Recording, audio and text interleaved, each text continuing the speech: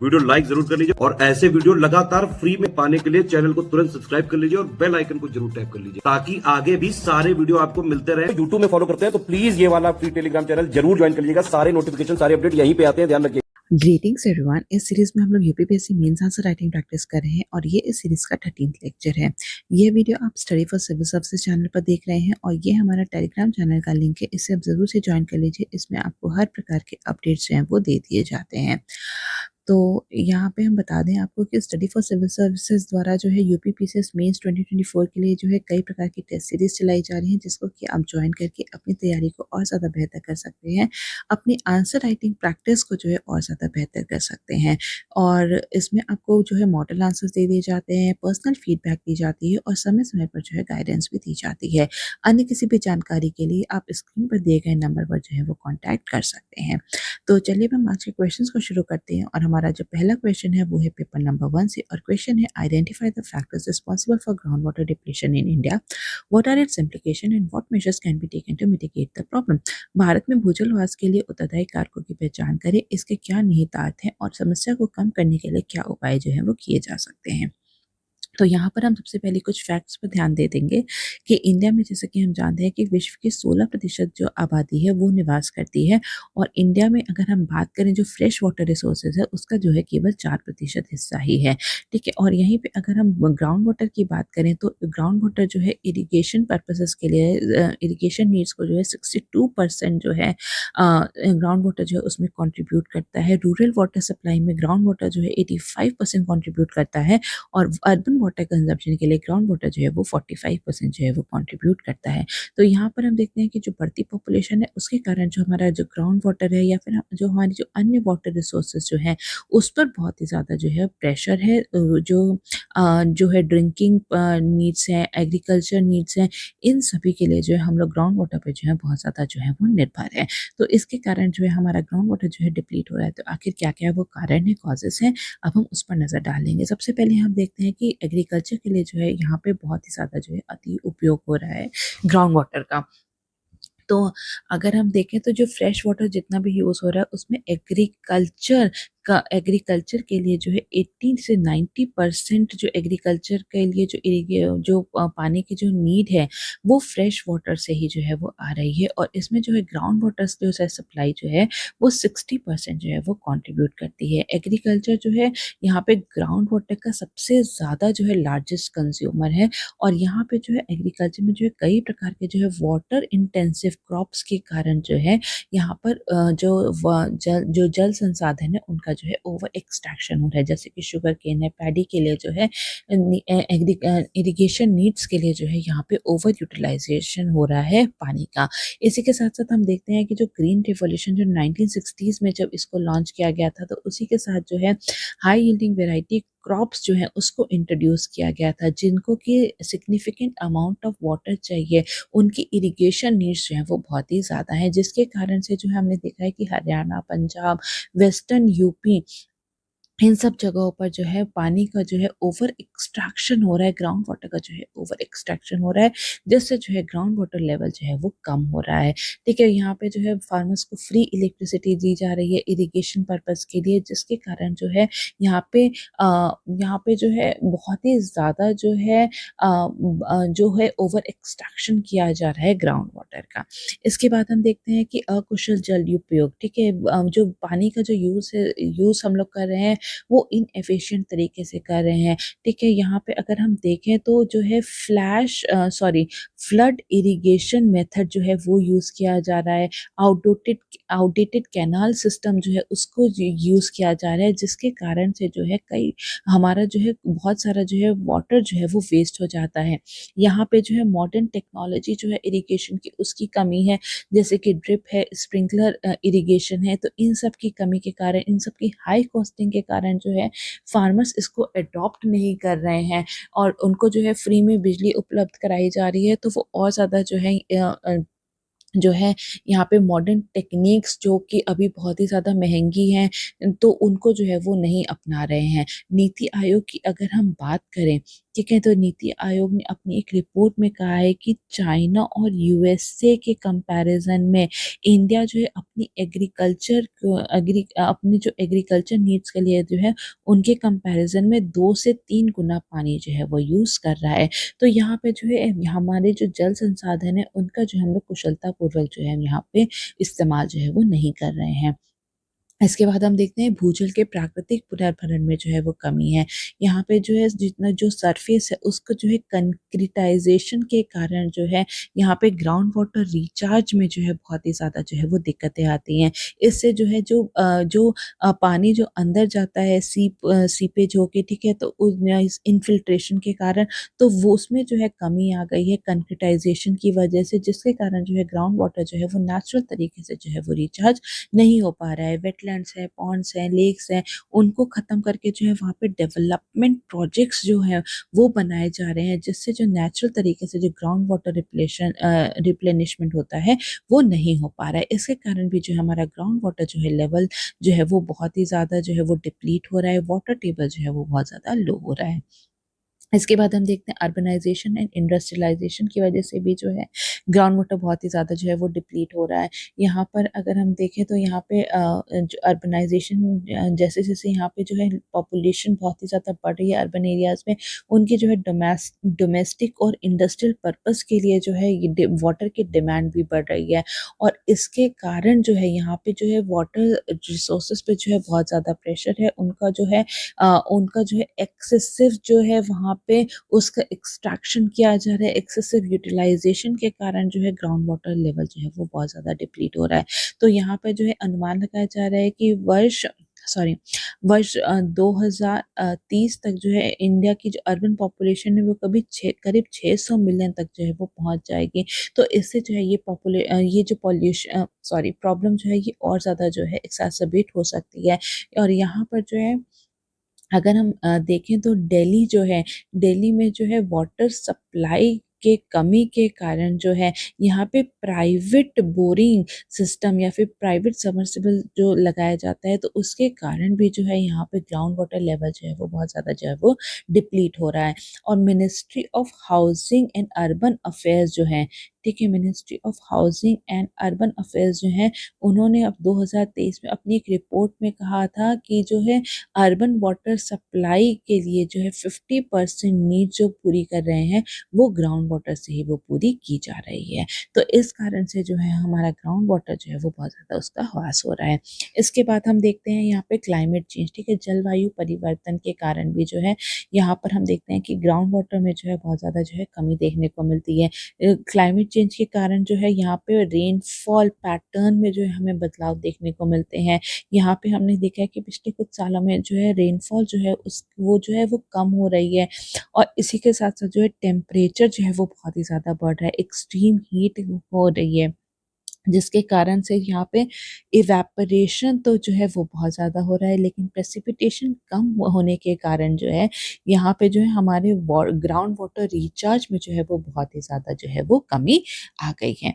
इसके बाद हम देखते हैं अनरेगुलेटेड जो है वाटर एक्सट्रैक्शन, अनियमित जल निकासी हो रही है। ठीक है, यहाँ पे जो है भारत में कोई भी जो है यहाँ पे स्ट्रिक्ट रेगुलेशन नहीं है जो कि प्राइवेट ग्राउंड वाटर जो एक्सट्रैक्ट हो रहा है उस पर जो है नियंत्रण किया जा सके। और ये जो है ये समस्या जो बहुत ज़्यादा है रूरल और रिमोट एरियाज़ में। यहाँ पे जो है इजीली जो है ट्यूबवेल्स और इलेक्ट्रिक डीजल पंप जो है उसकी अवेलेबिलिटी के कारण जो है फार्मर्स हैं, इंडस्ट्रीज़ हैं, उनको इजीली एक्सेस है ग्राउंड वाटर का, तो वो उनको जो है अपनी नीड से ज़्यादा जो है ग्राउंड वाटर को जो है वो एक्सट्रैक्ट कर रहे हैं। इसके बाद हम देखते हैं कि यहाँ पर जो है एक डिफॉरेस्टेशन जो है वो बहुत ज़्यादा प्रॉब्लम बनी हुई है इंडिया में। तो यहाँ पे जो है development projects, infrastructure project, urbanisation के कारण जो है यहाँ पे वनों की कटाई जो है वो बहुत ही ज़्यादा हो रही है, जिसके कारण से जो है यहाँ पर जो है वाटर साइकिल जो है वो डिस्टर्ब हो गई है। ठीक है, तो यहाँ पर अगर हम देखें तो जो है वनों की कटाई की वजह से डिफॉरेस्टेशन के कारण जो है जो लैंड की जो कैपेसिटी है वाटर एब्जॉर्ब करने की, उसमें जो है वो कमी आई है। जो पानी जो है वो सीधा जो है अब वो नदी नालों में जो है वो बह के चला जाता है, वो लैंड में जो है वो एब्जॉर्ब नहीं हो रहा, जिसके कारण से जो हमारा वाटर टेबल जो है वो बहुत ही ज़्यादा वो डाउन चला गया है। और यहाँ पर अगर हम देखें तो नीति आयोग ने 2020 में अपनी एक रिपोर्ट में कहा था कि यहाँ पे जो है केवल 3% ऑफ ग्राउंड वाटर एक्सट्रैक्शन जो है वो इंडिया में रेगुलेटेड है। ठीक है, तो यहाँ पे वाटर का जो एक्सट्रैक्शन जो हो रहा है वो बहुत ही ज़्यादा अनरेगुलेटेड तरीके से हो रहा है।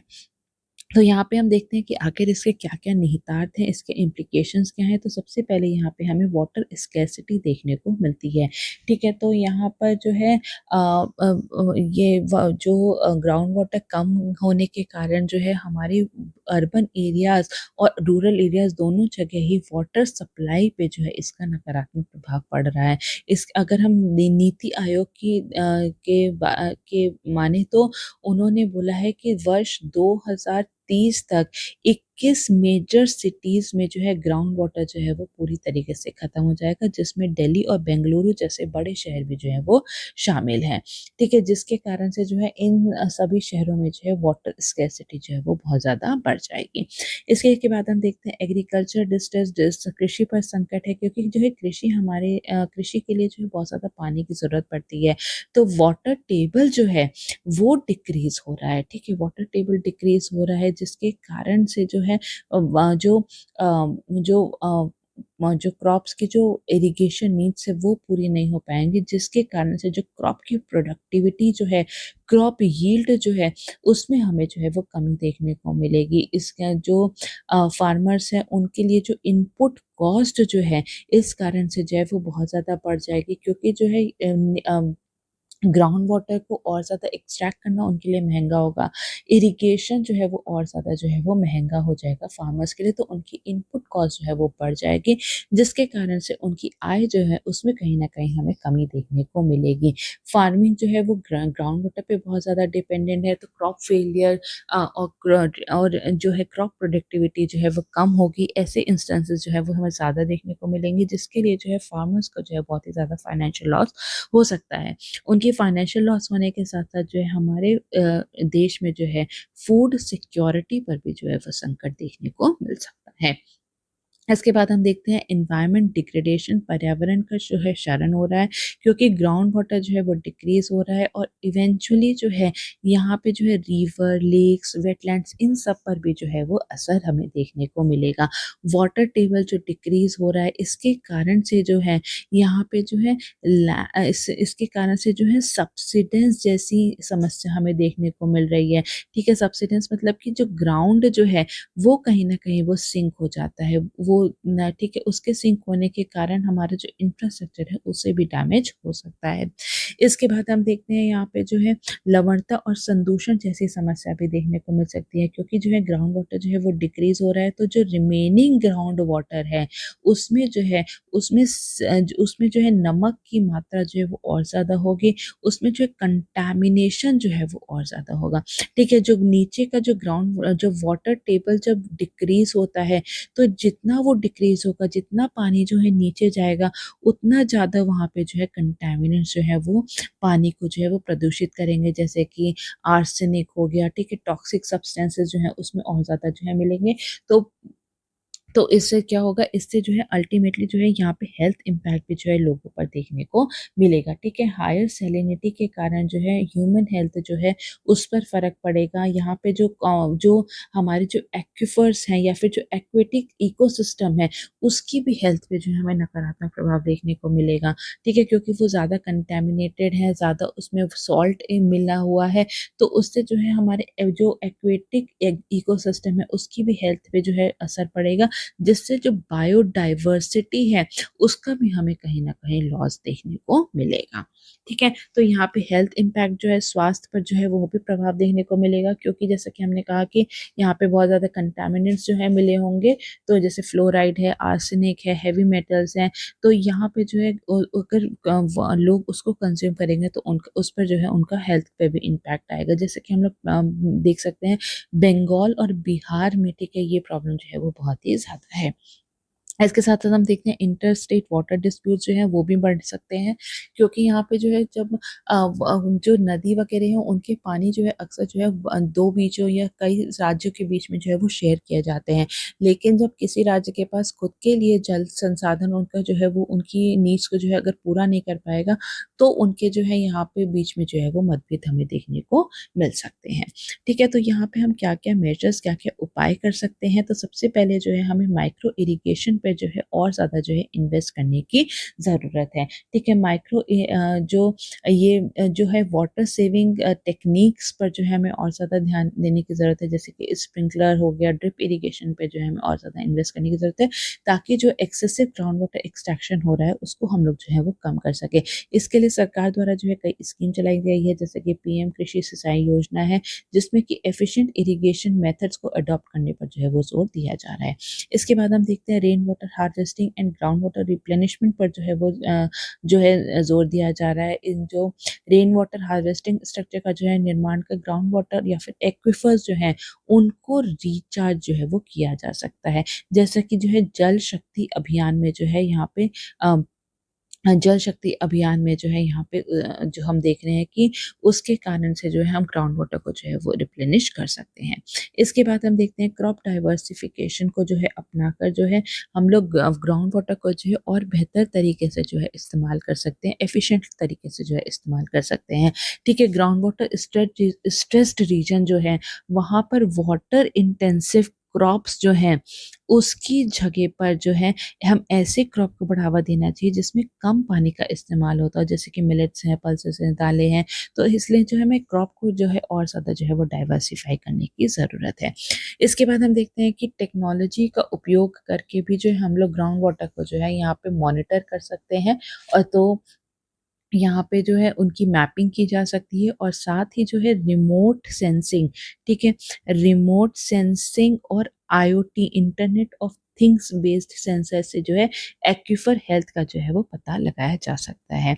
ठीक है, इसके बाद हम देखते हैं कि जागरूकता कार्यक्रम जो है यहाँ पे फार्मर्स और सिटीजन्स को जो है सस्टेनेबल वाटर यूसेज के बारे में जो है एजुकेट करना जो है वो बहुत ही ज़्यादा ज़रूरी है, ताकि जो है वाटर कंजर्वेशन प्रैक्टिसेस को जो अडॉप्ट किया जा सके। इसके लिए सरकार द्वारा जो है एनजीओज, सेल्फ हेल्प ग्रुप्स की जो है वो मदद ली जा रही है। इसके बाद हम देखते हैं कि कृत्रिम भूजल पुनर्भरण पर भी ध्यान देना चाहिए। ठीक है, आर्टिफिशियल तरीके से जो हम लोग ग्राउंड वाटर लेवल को जो है रिचार्ज कर सकते हैं, उसको बढ़ा सकते हैं। ठीक है, ये हम दोनों ही सरफेस और सब सरफेस मेथड्स का इसमें इस्तेमाल जो है किया जा सकता है। जैसे कि बहुत सारे जो तमिलनाडु, गुजरात, कर्नाटक में जो वाटर स्ट्रेस रीजन है, वहाँ पर जो है आर्टिफिशियल तरीके से ग्राउंड वाटर को रिचार्ज जो है वो किया जा रहा है। इसके बाद हम देखते हैं बिजली उपयोग की जो है मीटरिंग करना ज़रूरी है। उसकी जो है उस बिजली जो यूज़ हो रही है उसको रैशनलाइज़ करना जो है वो बहुत ही ज़्यादा ज़रूरी है, ताकि जो है ग्राउंड वाटर का ओवर एक्सट्रैक्शन से जो है वो ग्राउंड वाटर की जो ओवर एक्सट्रैक्शन जो है उसको कम किया जा सके। इसके बाद हम देखते हैं अपशिष्ट जल का जो है पुनर्चक्रण जो है करना चाहिए।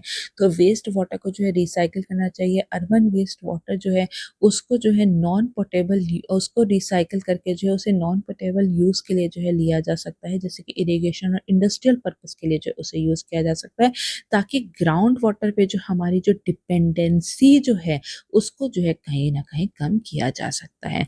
तो यहाँ पर हम देखते हैं कि जो वाटर जो है, ठीक है, जल जो है, पानी जो है, ये एक स्टेट सब्जेक्ट है, ठीक है? और यहाँ पे जो है और जो वाटर कंजर्वेशन की जो सारी ज़िम्मेदारी जो है वो किसकी है? वो स्टेट गवर्नमेंट की ही होती है। तो सेंट्रल गवर्नमेंट द्वारा जो है लेकिन टेक्निकल और फाइनेंशियल सपोर्ट जो है इसके लिए वाटर कंजर्वेशन के लिए वो दिया जा रहा है, और इसके लिए जो है भारत सरकार द्वारा जो है कई योजना जो है चलाई जा रही हैं, जिससे कि जो है पानी के कुशलता पूर्वक यूज़ किया जाए, और साथ ही साथ जो है वाटर कंजर्वेशन में भी जो है वो मदद मिले।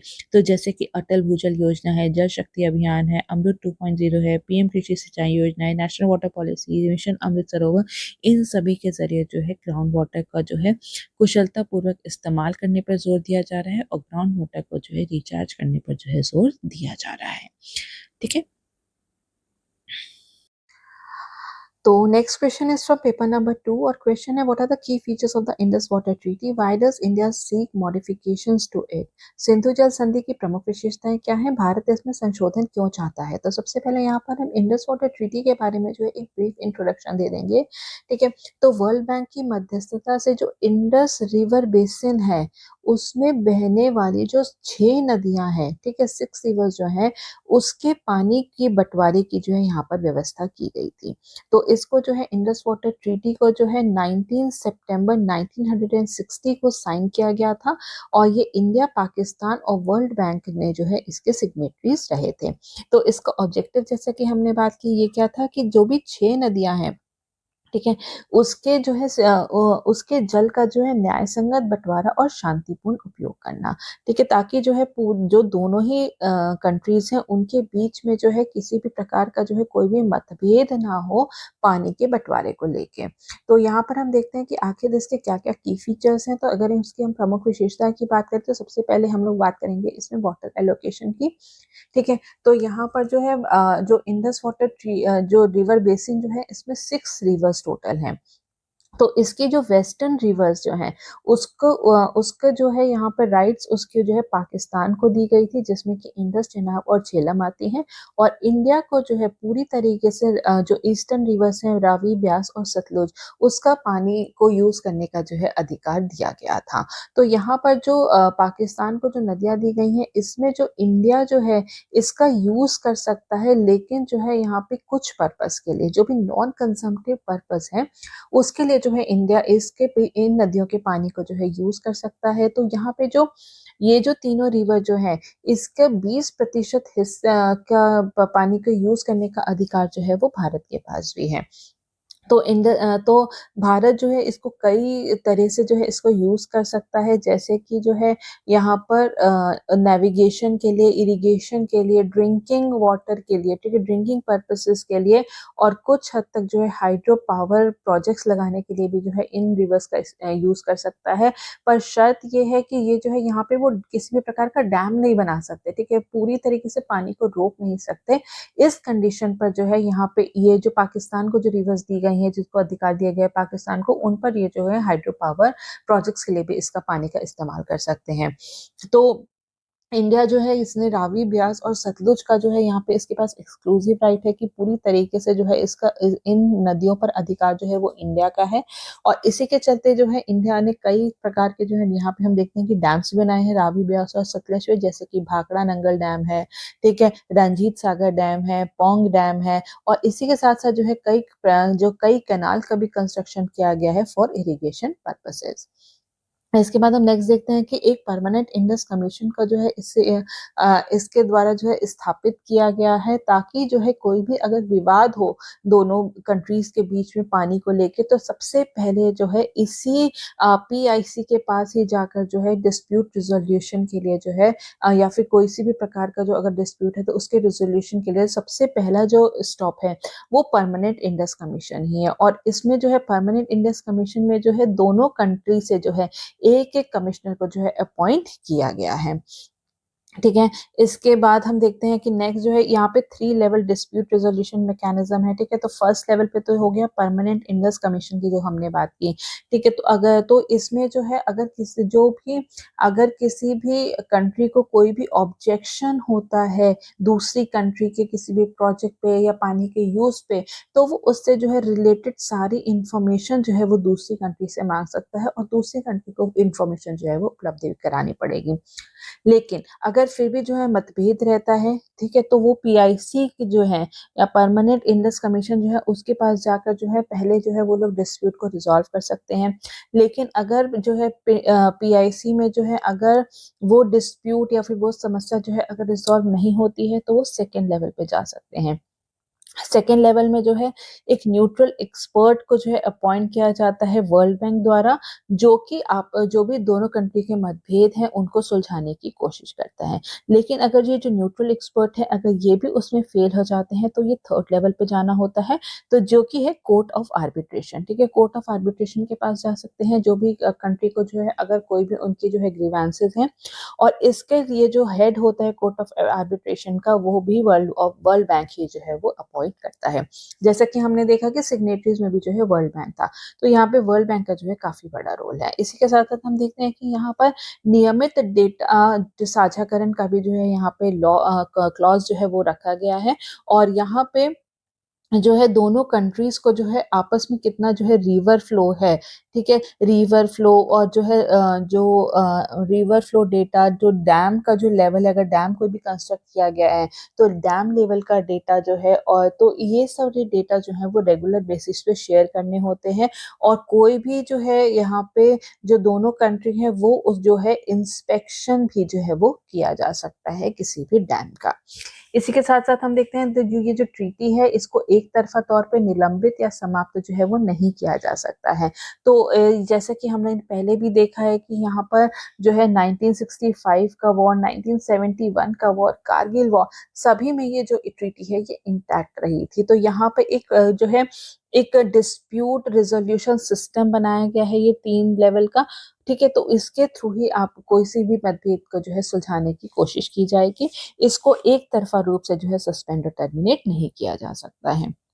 नेक्स्ट हम देखते हैं कि भारत इसमें आखिर जो है संशोधन क्यों चाह रहा है, ठीक है। तो जैसे कि अभी हमने देखा कि पहलगाम अटैक के बाद भी जो है भारत ने कई सारी जो है कोशिश की थी कि जो है उसके बाद जो है यहाँ मांग और ज्यादा बढ़ गई है कि जो है यहाँ इंडस वाटर ट्रीटी को जो है उसमें जो है कई प्रकार से जो है संशोधन लेके करके आया जाए।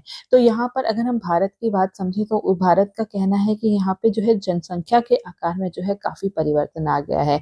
जब ये जो इंडस वाटर ट्रीटी जब 1960 में जब साइन की गई थी, तब यहाँ की जो पाकिस्तान और इंडिया की जो पॉपुलेशन थी वो जो है तब से और ज्यादा जो है उसमें बहुत ज्यादा चेंज आ गए हैं। और इस चेंज के कारण जो है यहाँ पर जो है जो इंडस वाटर ट्रीटी का जो जल का जो बंटवारा है उसमें जो है कई प्रकार के जो है संशोधन करने की जरूरत है। तो अगर समझे तो पाकिस्तान की 1960 में जो वो पॉपुलेशन थी वो थी 46 मिलियन की, और इंडिया की थी 436 मिलियन की, ठीक है। पाकिस्तान की अब 2025 में बढ़कर जो है 240 मिलियन हो गई है, और इंडिया की वही जो है 1.4 बिलियन हो गई है, ठीक है। तो इतनी बड़ी पॉपुलेशन की वजह से, ठीक है, तो उसकी वजह और अर्बनाइजेशन जो बढ़ रहा है उसकी वजह से जो है पानी की डिमांड भी बहुत ज्यादा बढ़ रही है। तो यहाँ पर जो है जो वाटर रिसोर्सेज है उस पर बहुत ज्यादा प्रेशर है, तो इस ड्रिंकिंग वाटर के लिए बहुत ज्यादा चाहिए, इलेक्ट्रिसिटी जनरेशन के लिए चाहिए। तो यहाँ पर जो है वाटर डिमांड्स जो है वो बहुत ज्यादा बढ़ गई हैं, जिसके लिए जो पानी का जो पूरा जो बंटवारा है उसमें भी जो है यहाँ पर वो चाह रहे हैं कि यहाँ पे कई प्रकार के जो है संशोधन किया जाए। तो इसमें से जो इंडस रिवर सिस्टम जो है उसका, जो कि पाकिस्तान के पास जो वेस्ट फ्लोइंग रिवर जो है उसका 80% पानी का जो पानी पर अधिकार जो है वो पाकिस्तान का है, और केवल 20% का अधिकार जो है वो इंडिया का है। तो इंडिया को लगता है कि यहाँ पर जो है इसकी पॉपुलेशन के हिसाब से ये जो पानी का बंटवारा है ये इनइक्विटेबल है, इसलिए जो है यहाँ पर हम लोग जो है मॉडिफिकेशन इसमें चाहते हैं ताकि जो है हम लोग का पानी पर ज्यादा कंट्रोल हो सके। नेक्स्ट अगर हम देखें तो वो है स्वच्छ ऊर्जा की मांग, ठीक है। तो क्लीन एनर्जी की डिमांड जो है वो बहुत ज्यादा बढ़ रही है। तो यहाँ पर इंडिया ने भी जो है लक्ष्य रखा है नेट जीरो एमिशन का वर्ष 2070 तक। तो इसको पूरा करने के लिए हमें क्लीन एनर्जी की तरफ जो है वो जाना पड़ेगा, ठीक है। तो इसके लिए जो है यहाँ पर अगर हम देखें तो हमें जो है इसके लिए रिन्यूएबल एनर्जी की कैपेसिटी जो है उसको बढ़ाने की जरूरत है। अभी फिलहाल में अगर इंडिया की रिन्यूएबल एनर्जी कैपेसिटी समझे तो वो है 150 गीगावाट, और इसमें केवल 33% मतलब 50 गीगावाट ही जो है वो हाइड्रो पावर से जो है हम लोग जनरेट कर रहे हैं। और तो अपने जो हमारा जो नेट जीरो का जो एमिशन का जो लक्ष्य है उसको प्राप्त करने के लिए हमें जो है यहाँ पे 500 gigawatt non fossil fuel non fossil fuel based जो है एनर्जी जनरेट करने की जरूरत है। इसमें जो है हाइड्रो पावर का जो हिस्सा है उसको 50 गीगावाट से बढ़ाकर जो है 100 गीगावाट करने की जो है जरूरत है। तो यहाँ पर जो है जो इंडस रिवर सिस्टम जो है पूरा, इसकी जो नदियाँ हैं ये बहुत ही क्रूशियल रोल प्ले कर सकती हैं इंडिया की एनर्जी नीड्स को, क्लीन एनर्जी नीड्स को जो है वो पूरा करने के लिए। तो यहाँ पर अगर हम देखें तो जो मिनिस्ट्री ऑफ जल शक्ति जो है उसने भी बोला है कि इंडिया जो है ये जो इंडस वाटर ट्रीटी के अंतर्गत जितनी भी जो नदियाँ हैं इसको अगर हार्नेस करती है तो इसकी वो 20 गीगावाट, ठीक है, 20 गीगावाट जो है इससे जो है वो पावर जो है जनरेट कर सकते हैं। और ये जो है ये जो हाइड्रो पावर प्रोजेक्ट्स जो लगाना जो है ये इंडस वाटर ट्रीटी के अंदर जो है ये क्लॉज भी है, ठीक है। उसमें कहा गया था कि जो इंडिया जो है hydro power projects in river के पानी का यूज करके हाइड्रो पावर प्रोजेक्ट्स जो है वो लगा सकती है, लेकिन बस कंडीशन ये है कि उसमें वो किसी भी प्रकार का जो है वो डैम नहीं बनाएगी, वो जो है पानी जो है वो बहता हुआ होना चाहिए, वो किसी भी प्रकार का जो है पानी को रोक नहीं सकते हैं, ठीक है। तो यहाँ पर जो है हमारी जो क्लीन एनर्जी की डिमांड है उसकी वजह से भी जो है हम लोग यहाँ पर संशोधन चाहते हैं। नेक्स्ट है जलवायु परिवर्तन, ठीक है। तो यहाँ पर क्लाइमेट चेंज की वजह से जो है ग्लेशियर्स जो है वो बहुत ज्यादा जो है मेल्ट हो रहे हैं, जिसकी वजह से जो है पूरे जो रिवर सिस्टम है ऊपर का, ठीक है, रिवर सिस्टम जो है उसमें वाटर फ्लो भी जो है वो भी बहुत ज्यादा जो है वो कम हो गया है बेसिन में। तो इसकी वजह से भी इंडिया को जो है पानी बहुत ही ज्यादा जो है वो कम प्राप्त हो रहा है। तो वो पूरे जो है इस ट्रीटी में जो है संशोधन चाहते हैं। नेक्स्ट अगर हम देखते हैं तो वो है water needs for Jammu and Kashmir. Jammu और कश्मीर की जल आवश्यकताएं को पूरा करने के लिए भी जो है इस ट्रीटी में संशोधन की डिमांड हो रही है। तो यहाँ पर जो है ऐसा माना जा रहा है कि जम्मू एंड कश्मीर जो उनकी रिवर का पानी है वो अपनी ही वाटर रिसोर्सेज का जो है वो प्रयोग नहीं कर पा रही है। यहाँ पे जम्मू एंड कश्मीर की over a period of time, ठीक है, इकोनॉमिक एस्पिरेशंस जो है वो काफी ज्यादा बढ़ी हैं, ठीक है। यहाँ पे पॉपुलेशन साइज जो है वो काफी ज्यादा बढ़ा है, अर्बनाइजेशन की वजह से जो है पानी की डिमांड जो है वो और ज्यादा हो रही है। तो इस वजह से जो है हमें ट्रीटी को रिवाइज करने की जरूरत है, ताकि जो है हम लोग fair share of water resources का जो है इस्तेमाल कर सकें। नेक्स्ट है यहाँ पे पॉलिटिकल टेंशन, ठीक है। तो यहाँ पर अगर हम देखें तो इस टाइम पे जो है दोनों कंट्रियों के जो बीच का जो बायलेटरल रिलेशन है वो अभी हम देख सकते हैं कि बिल्कुल मिनिमम लेवल निचले स्तर पर है, और किसी भी प्रकार के पॉलिटिकल, इकोनॉमिक और डिप्लोमेटिक एंगेजमेंट जो है इस टाइम पे हमारी पाकिस्तान के साथ नहीं है। तो इसी वजह से अगर कोई भी टेक्निकल डिस्प्यूट होता है तो उसको भी जो है रिजॉल्व कर पाना जो है वो बहुत ही ज्यादा मुश्किल है, उसमें कई सारी समस्याएं देखने को मिलेंगी। तो इसलिए इंडिया चाहता है कि एक प्रोएक्टिव अप्रोच लें और इंडस वाटर ट्रीटी को जो है पहले से ही उसमें कई सारे जो है संशोधन किए जा सकें। इसके बाद हम देखते हैं टेररिज्म, ठीक है। तो आतंकवाद की जो समस्या है उसको भी लेकर जो है यहाँ पर कई सारे जो है यहाँ पे समस्याएं खड़ी हो गई हैं। पहलगाम अटैक जो अभी हुआ था उसके बाद जो है दोनों कंट्रीज के रिलेशन जो है वो और ज्यादा जो है वो स्ट्रेन हो गए हैं।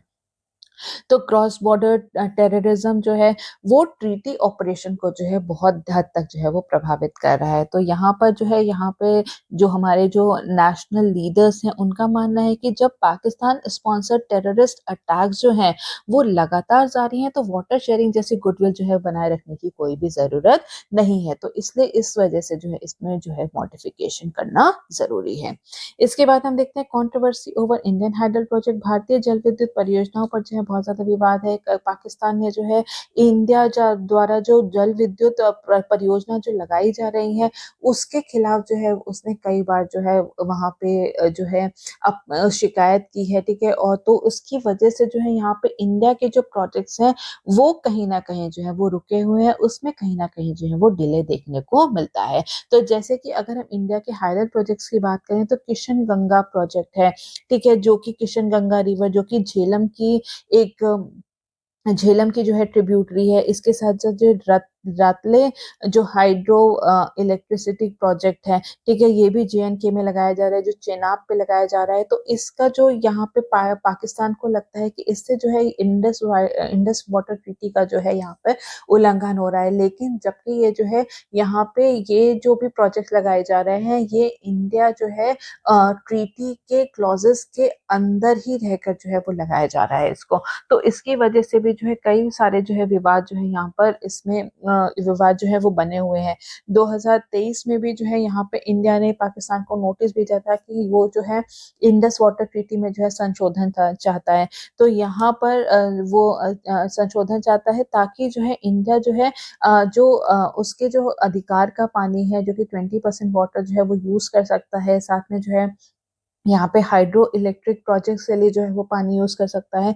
तो वो इलेक्ट्रिसिटी जो है बिना वो जो है अपनी जो उसकी जो एस्पिरेशंस है उसका पूरा कर सके, ठीक है। तो यहाँ पे जो है कई सारे विवाद जो है वो बने हुए हैं। इसके बाद हम देखते हैं डिस्प्यूट रिजोल्यूशन चैलेंजेस भी बहुत ज्यादा बने हुए हैं। विवाद समाधान चुनौतियां बहुत ज्यादा बनी हुई हैं, क्योंकि जो है पाकिस्तान जो है यहाँ पे अक्सर हमने देखा है कि यहाँ पे जो भी अगर कोई छोटा सा भी विवाद जो होता है उसको सीधा जो है कोर्ट ऑफ आर्बिट्रेशन या फिर इंटरनेशनल आर्बिट्रेशन तक जो है वो ले जाता है, बाईपासिंग जो है फर्स्ट और सेकेंड लेवल पीआईसी और जो न्यूट्रल एक्सपर्ट है उनको बाईपास करके जो है वो सीधा इंटरनेशनल आर्बिट्रेशन या कोर्ट ऑफ आर्बिट्रेशन में सीधा जो है उसको ले जाता है, जिससे कि पूरा जो प्रोसेस जो है वो बहुत ही ज्यादा जो है वो डिले हो जाता है। तो इंडिया का जो है प्रोजेक्ट इम्प्लीमेंटेशन जो है वो बहुत ही ज्यादा जो है वो डिले हो रहा है। तो पाकिस्तान जो है अक्सर जो है यहाँ पर जो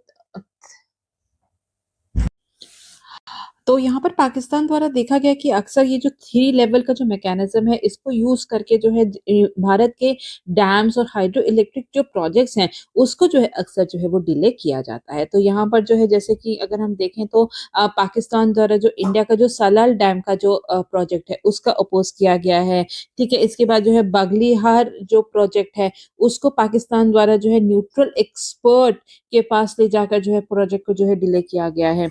इसी के साथ साथ जो है यहाँ पे जो तुलबुल नेविगेशन प्रोजेक्ट है, ठीक है, तुलबुल नेविगेशन प्रोजेक्ट जो है 1987 से जो है यहाँ पर जो है उसको जो भी जो है हॉल्ट किया गया है। तो यहाँ पर जो है पाकिस्तान हम देखते हैं कि अक्सर जो है ये बायलेटरल डिस्प्यूट रिजोल्यूशन मैकेनिज्म जो है उसको जो है बाईपास करके जो है सीधा या फिर सेकेंड लेवल या फिर थर्ड लेवल पर जो है वो ले जाता है। तो इसके बाद हम यहाँ पर अगर देखें तो यहाँ पे ये जो पूरी जो ट्रीटी है ये जो है ये एक बहुत ही ज्यादा हम कह सकते हैं कि ये प्रिस्क्रिप्टिव नेचर की है, ठीक है। तो यहाँ पर इसमें बताया गया है कि इंडिया जो है ये क्या कर सकता है और जो है कैन डू और क्या नहीं कर सकता है, ठीक है। तो यहाँ पर जो है जब जब ये इंडस वाटर ट्रीटी जो साइन हुई थी तब से जो है अब तक जो है टेक्नोलॉजी भी बहुत तरह की जो है एडवांस हो गई है। तो इंडिया जो है इस पूरे ट्रीटी को जो है फिर से नेगोशिएट करना चाहता है ताकि इस जो नई जो चीजें हैं उसको भी इस ट्रीटी में जो है इनकॉर्पोरेट किया जा सके।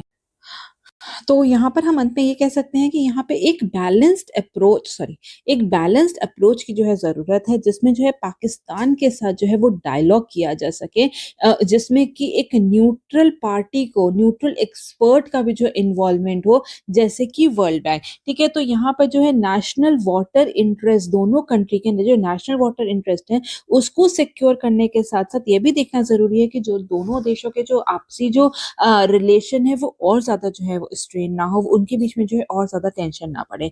तो दोनों कंट्रीज को जो है कॉपरेट करने की जरूरत है ताकि दोनों देशों की जो वाटर नीड्स है उनको सिक्योर किया जा सके। तो इंडिया जो है यहाँ पे मॉडिफिकेशन जो है वो सीख कर रहा है, वो इसको जो है टर्मिनेट या सस्पेंड करने का उससे कोई उद्देश्य नहीं है। ये इंडिया जो है वो जो है अपने हिस्से का पानी जो है एफिशिएंट यूज करना चाहता है, वो अपने राष्ट्रीय हितों की रक्षा करना चाहता है, ठीक है, नेशनल इंटरेस्ट को जो है सिक्योर करना चाहता है और जो है यहाँ पे जो है बैलेंस्ड और एक मॉडर्नाइज्ड फ्रेमवर्क स्थापित करना चाहता है, जिससे कि जो है यहाँ पे जो बदलती जो यहाँ पे क्लाइमेट टेक्नोलॉजी और जियो पॉलिटिकल चेंजेस जो हो रहे हैं उसके लिए यहाँ पे एक बैलेंस्ड और मॉडर्नाइज्ड फ्रेमवर्क जो है वो सीख कर रहा है, ठीक है।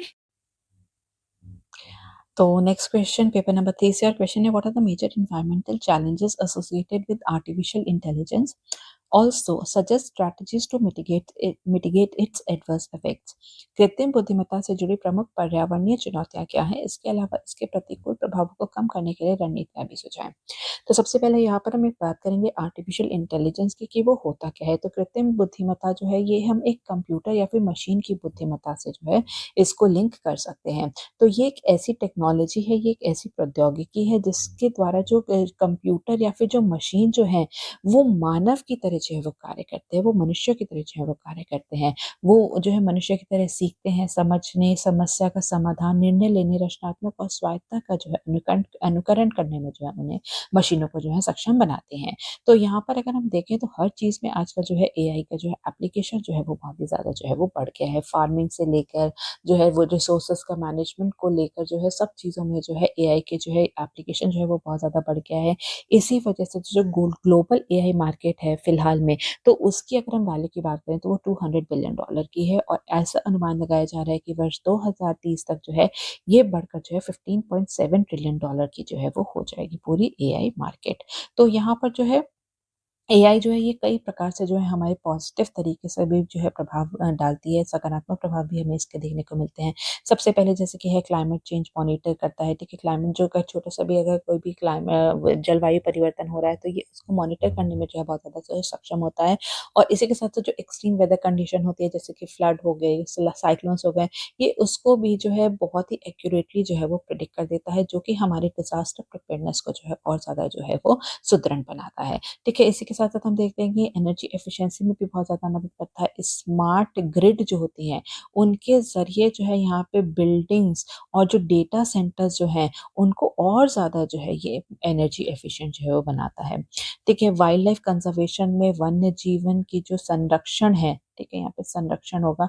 संरक्षण में भी जो है वो बहुत ज़्यादा जो है मदद करता है। वो जितने भी जो एंडेंजर्ड स्पीशीज़ हैं, ठीक है, उनके जो है उनको ट्रैक करता है कि उनका जो है मूवमेंट कहाँ हो रहा है और साथ-साथ जो है ये जो अवैध रूप से जो इनका शिकार हो रहा है उसको भी कम करने में जो है बहुत ज़्यादा मदद मिलती है। प्रिसिजन फार्मिंग है, ठीक है? इसके साथ-साथ जो है जो सेंसर्स होते हैं उसके ज़रिए जो है यहाँ पे जितना भी जो किसी भी इंडस्ट्री में या फैक्ट्री से जो कार्बन उत्सर्जन हो रहा है उसको मैप करने और उसको कम करने में भी बहुत ज़्यादा मदद मिलती है। Air and water pollution control में भी बहुत ज़्यादा मदद मिलती है।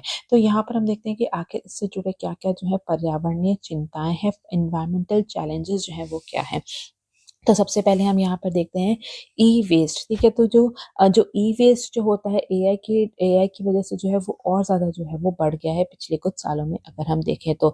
यहाँ पर जो है जैसे कि एआई की जो डिमांड जो है वो बहुत ज़्यादा जो है वो इंक्रीज़ हो रही है, ठीक है? और एआई की डिमांड इंक्रीज़ होने की वज़ह से जो ग्राफ़िक प्रोसेसिंग यूनिट जो है, ठीक है? और जो हाई परफ़ॉर्मेंस, देखिए हाई परफॉर्मेंस कंप्यूटिंग हार्डवेयर जो है उनका जो है यहाँ पर डिमांड जो है वो बहुत ही ज़्यादा जो है वो इंक्रीज़ हो रही है। और जब जो है ये जो ग्राफिक प्रोसेसिंग यूनिट और ये जो हाई परफॉर्मेंस कंप्यूटिंग हार्डवेयर जो होते हैं जब इनकी लाइफ ख़त्म हो जाती है या फिर इनको जो है एआई टेक्नोलॉजी जो है बहुत जल्दी-जल्दी वो रैपिडली जो है वो चेंज हो रही है। तो अपग्रेड करने में जो ये पुरानी जो यूनिट्स हैं इनको डिस्पोज़ करने में क बहुत सारा जो है ई-वेस्ट जो है वो उत्पन्न होता है। ठीक है? तो यहाँ पर जो है यहाँ पे और ये जो ई-वेस्ट जो है इसमें कई प्रकार के जो है टॉक्सिक सब्सटेंसेस होते हैं जैसे कि मर्करी है, लेड है, कैडमियम है, तो जिसकी वजह से जो है यहाँ पर हमारे एनवायरनमेंट को बहुत ही ज़्यादा जो है वो खतरा हो रहा है। ठीक है? तो यहाँ पर हम देखते हैं कि एआई की वजह से इलेक्ट्रॉनिक वेस्ट जो है वो बहुत ही ज़्यादा जो है वो बढ़ा है। ठीक है, और भारत के पास ये जो क्रिटिकल मिनरल्स हैं, इनको रिसाइकिल करने के लिए भी जो है बहुत ज़्यादा प्रॉपर इंफ्रास्ट्रक्चर जो है नहीं उपलब्ध है भारत में। तो इसके बाद हम देखते हैं कि इसमें जो है उच्च ऊर्जा का जो है खपत बहुत ज़्यादा होता है।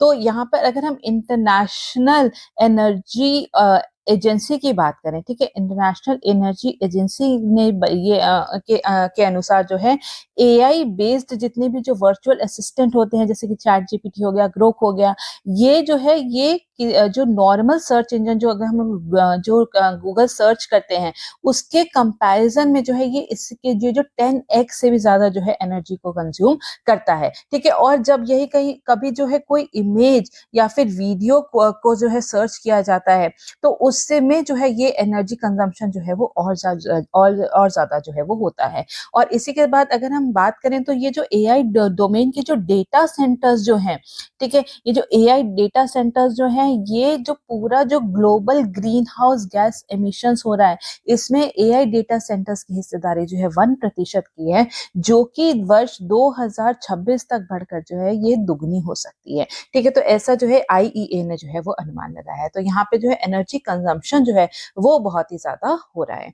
नेक्स्ट अगर हम देखें तो वो जल उपयोग में जो है बहुत ज्यादा वृद्धि होती है, क्योंकि यहाँ पर जो डेटा सेंटर्स जो हैं वो कंटिन्यूअस जो है वो काम करते हैं, कंटिन्यूअस ऑपरेट करने के कारण जो है यहाँ पे हीट बहुत ज़्यादा जो है वो जनरेट होती है, ठीक है? हीट बहुत ज़्यादा जनरेट होती है और इसके लिए जो है यहाँ पर एफिशिएंट कूलिंग सिस्टम के लिए जो डेटा सेंटर्स हैं वो चिल्ड वाटर पे ही जो है वो निर्भर है। तो इसकी वजह से जो है यहाँ पे वाटर की खपत जो है डेटा सेंटर में बहुत ही ज़्यादा होती है। तो जितने भी जो है जितनी भी जो यहाँ पे डेटा सेंटर से जितनी भी जो हीट निकल रही है उसको एब्जॉर्ब करने के लिए जो है चिल्ड वाटर का ही जो है वो इस्तेमाल किया जाता है। और ऐसा अनुमान लगाया जा रहा है कि जो डेटा सेंटर में अगर जो भी पर किलोवाट आवर जो एनर्जी जो कंज्यूम हो रही है उसके लिए जो है उसको ठंडा करने के लिए 2 लीटर पानी की जो है वो जरूरत पड़ती है। तो इससे क्या होगा, इससे जो है वाटर स्कैरसिटी की समस्या जो है वो और ज्यादा जो है वो बढ़ रही है। इसके बाद हम देखते हैं खनिज संसाधनों का जो है वो अत्यधिक जो है एक्सट्रैक्शन किया जा रहा है, क्योंकि यहाँ पर जो है एआई रिलेटेड जितने भी जो हार्डवेयर्स बनाए जाते हैं या फिर तो उसके लिए जो है यहाँ पे रेयर अर्थ जो एलिमेंट्स हैं या फिर रेयर अर्थ मेटल्स जो हैं उनकी जरूरत पड़ती है, सेमीकंडक्टर मटेरियल्स की जरूरत पड़ती है, जैसे कि हो गया लिथियम, हो गया कोबाल्ट, हो गया निकल, हो गया। तो इन सब की माइनिंग जो है वो बहुत ज्यादा बढ़ गई है और इनकी माइनिंग जो है वो कई बार ऐसे देखा गया है कि वो अनसस्टेनेबल तरीके से जो है वो की जाती है, जो कि हमारे पूरे सस्टेनेबल डेवलपमेंट के लिए जो है वो बहुत ज्यादा खतरा है। ठीक है, माइनिंग करने के लिए जो है वनों की कटाई की जाती है, डिफॉरेस्टेशन किया जाता है, जिसके कारण जो है वहाँ का पूरा जो हैबिटेट है उसका डिस्ट्रक्शन होता है और जो है यहाँ से बहुत ज्यादा जो है वो कार्बन एमिशन भी होता है। तो यहाँ पर जो है तो जो मिनरल के जो एक्सट्रैक्शन हो रहा है, ओवर एक्सट्रैक्शन, ये भी एक चिंता का विषय बना हुआ है। इसके बाद हम देखते हैं एआई की जो लाइफ साइकिल में जो एमिशन होता है वो भी बहुत ज़्यादा है, ठीक है? तो एआई का जो जब सॉफ्टवेयर जो डेवलप किया जाता है, ठीक है? पहले उसका सॉफ्टवेयर डेवलप किया जाता है, उसमें बहुत ज़्यादा जो है एनर्जी रिक्वायरमेंट होती है। ये बहुत ही ज़्यादा जो है एनर्जी इंटेंसिव प्रोसेस है, जिसके कारण से बहुत ज़्यादा जो है CO2 एमिशन जो है वो होता है। अगर हम एग्ज़ाम्पल के तौर पे देखें तो ये GPT-3 को बनाने में, ठीक है? ये जो GPT-3 मॉडल जो था उसको पूरा ट्रेन करने में 552 टन्स कार्बन डाइऑक्साइड जो है एमिट हुआ था। तो यहाँ पर हम देखते हैं कि इससे जो है ग्रीन हाउस गैस जो एमिशन है वो बहुत ही ज्यादा हो रहा है। और इस जो मॉडल है इसके बाद जो है इसको एडवांस लेवल या फिर जब अपग्रेड किया जाता है तो उसमें भी जो है बहुत ही ज्यादा जो है एनर्जी रिक्वायरमेंट होती है, क्योंकि यहाँ पे जितनी भी जो उसकी जो रिसोर्सेज जो है या फिर जो उसकी जो कंप्यूटेशनल रिसोर्सेज जो है उसको और ज्यादा जो है एनहांस किया जाता है, जिसके कारण से यहाँ पे एनर्जी रिक्वायरमेंट भी और ज्यादा जो है वो बढ़ जाती है। तो एआई को जो है उसके ट्रेनिंग मॉडल में, उसके डेटा कलेक्शन, उसके मेंस ट्रेनिंग में भी जो है एनवायरनमेंट पर नकारात्मक प्रभाव हमें देखने को मिलता है। इसके बाद हम देखते हैं कि यहाँ पे जो है जो इन्फ्लुएंस है, ठीक है, इंक्रीजिंग इम्पैक्ट फ्रॉम इन्फ्लुएंस के कारण जो है बहुत ज्यादा जो है हम कह सकते हैं कि एनवायरनमेंट में नकारात्मक प्रभाव देखने को हमें मिलता है, क्योंकि एक बार जब एआई जो है उसको ट्रेन कर दिया गया उसके बाद भी जो है उसकी एनर्जी डिमांड जो है वो जो है कंटिन्यू रहती है, ठीक है? हर बार जब एआई मॉडल जब बनाया जाता है या फिर जो मॉडल बनाने के बाद जब उसको यूज किया जाता है, ठीक है, तो उससे जो है बहुत ज्यादा जो है उसमें इलेक्ट्रिसिटी जो है वो कंज्यूम होती है। एवरी टाइम जब हम चैट जीपीटी जो है यूज करते हैं may be for a simple query, ठीक है, कि एक ईमेल हमें फॉर्म करना है या फिर हमें जो है क्रिएटिव बर्थडे विशेस चाहिए। तो ईच टाइम जब हम चैट जीपीटी जब हम यूज़ करते हैं, तो उससे जो है यहाँ पर जो है कई गुना जो है एनर्जी जो है कंज़्यूम होती है डेटा सेंटर में, ठीक है? और ऐसा लगाया जा रहा है, ऐसा अनुमान है कि चैट जीपीटी से अगर हम कोई नॉर्मल क्वेरी भी पूछते हैं, तो वो सिंपल गूगल सर्च के कंपैरिज़न में 10 गुना से ज़्यादा जो है बिजली की खपत जो है वो करता है। तो हमें भी जो है बहुत ज़्यादा माइंडफुल होने की ज़रूरत है कि हम लोग चैट जीपीटी या फिर जो एआई टूल्स है, उसको किस प्रकार से जो है वो यूज़ कर रहे हैं, बिकॉज़ ये हमारे पर्यावरण के लिए बिल्कुल भी अच्छा नहीं है। इसके बाद हम देखते हैं एआई मॉडल का जो है अल्पकालीन शेल्फ जीवन है। तो यहाँ पर जो है यहाँ पे एआई का हम देखते हैं कि जो डिमांड जो है वो दिनों-दिन जो है वो बढ़ रही है। जितनी भी जो कंपनीज़ हैं हर हफ्ते, ठीक है, हर हफ्ते, हर महीने जो है एक अपग्रेडेड वर्ज़न जो है वो लेकर के आ रही हैं। तो इसको जो है नए एआई मॉडल को जो है ट्रेन करने में बहुत ज़्यादा जो है वो एनर्जी लगती है, ठीक है? इससे जो है जो पुराना मॉडल जो है जो अभी जो अपग्रेडेड वर्ज़न के पहले जो प्रीवियस मॉडल आया है उसमें जितनी भी जो एनर्जी लगाई गई है वो पूरी तरह जो है वेस्ट हो गई। अब उसे नई तरीके से जो है एआई मॉडल को जो है ट्रेन करने की ज़रूरत पड़ती है। तो अगेन इसमें जो है बहुत ज़्यादा जो है यहाँ पे एनर्जी कंज़्यूम होती है। कई तरह के जो है कार्बन एमिशन की चिंताएँ जो है वो बढ़ रही हैं। तो यहाँ पर जो है हम लोग क्या-क्या मिटिगेशन स्ट्रैटेजीज़ कर सकते हैं, हम अब उसको समझ लेंगे। तो सबसे पहले हमें जो है नवीकरणीय ऊर्जा या फिर रिन्यूएबल एनर्जी पर जो है वो ध्यान देने की ज़्यादा ज़रूरत है।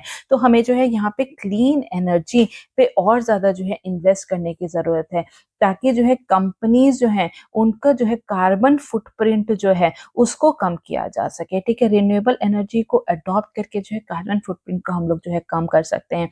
जैसे कि जितने भी जो डेटा सेंटर्स हैं, उनको सोलर एनर्जी के लिए जो है यहाँ पे सोलर एनर्जी के लिए जो है यहाँ पे एनकरेज करना चाहिए, ताकि या फिर जो है उनके जो है कार्बन क्रेडिट्स वो खरीद कर के भी जो है अपने जो एमिशन को जो है ऑफसेट कर सकते हैं। इसी के साथ-साथ हम देखते हैं कि ऐसी जगह पे जो डेटा सेंटर्स जो हैं इनकी जो है लोकेशन को भी चेंज करने की ज़रूरत है, जहाँ पर कि ज़्यादा जो है सोलर एनर्जी रिसीव होती है, जहाँ पर कि विंड एनर्जी के मैक्सिमम प्रॉस्पेक्ट्स हैं, वहाँ पर अगर हम डेटा सेंटर्स को जो है एस्टैब्लिश करें तो हमारी जो फॉसिल फ्यूल बेस्ड जो एनर्जी डिमांड है, उसको हम लोग कहीं न कहीं कम कर सकते हैं। तो इससे तो हमें ना इसके लिए क्लीन एनर्जी की तरफ शिफ्ट होने की ज़रूरत है।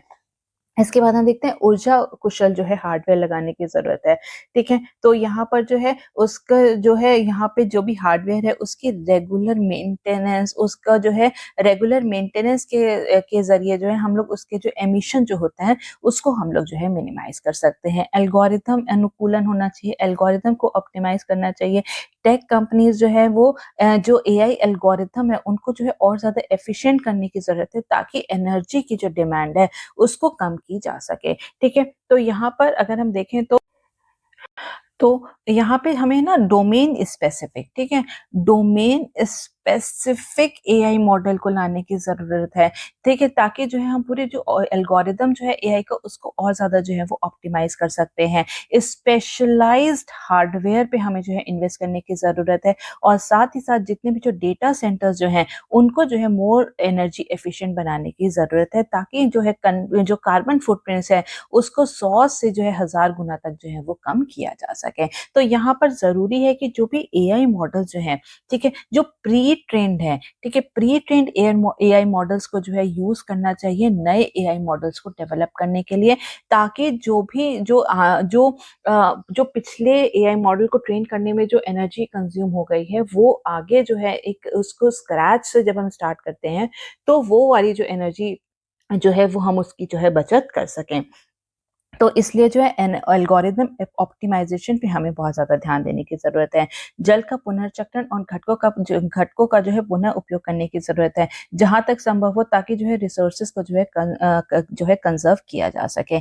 इसके बाद हम देखते हैं कंपनी को कृत्रिम बुद्धि के प्रत्यक्ष पर्यावरणीय प्रभाव का जो है खुलासा करना चाहिए, ताकि जो है यहाँ पे जो भी कंपनीज़ हैं, उनकी जो है जवाबदेही को जो है वो तय किया जा सके, और साथ ही साथ जो है यहाँ पे एक हाँ, साथ ही साथ जो है यहाँ पर एक ऐसा जो है लोगों को मतलब पता होना चाहिए कि किस एआई मॉडल से जो है कितना ज़्यादा जो है उत्सर्जन हो रहा है, ताकि लोग भी जो है ज़्यादा माइंडफुल होकर जो है उसको यूज़ कर सकें। इसी के साथ-साथ हम देखते हैं कि एआई के पर्यावरणीय प्रभाव को मापने के लिए एक मानकीकृत प्रक्रिया होनी चाहिए, ताकि हम लोग जो है एक स्टैंडर्डाइज़्ड प्रोसीजर होगा, तो हम लोग जो है एआई का जो एक्चुअल इम्पैक्ट है एनवायरनमेंट पे, उसे पता लगाने में हमें और ज़्यादा जो है वो मदद मिलेगी। तो इंटरनेशनल लेवल पे भी जो है इसके लिए कई ज़्यादा जो है वो कार्य किए जा रहे हैं। अगर हम यहीं पे कॉप 29 समझे, ठीक है, तो यहाँ पर जो है बात की गई थी कि जो हरित एआई प्रथाओं को जो है तत्काल आवश्यकता पर जो है बल देना चाहिए। तो यहाँ पर जो है एक ग्रीन एआई प्रैक्टिसेस पर जो है और ज़्यादा जो है उसको एनकरेज करने पर जो है जोर दिया गया था।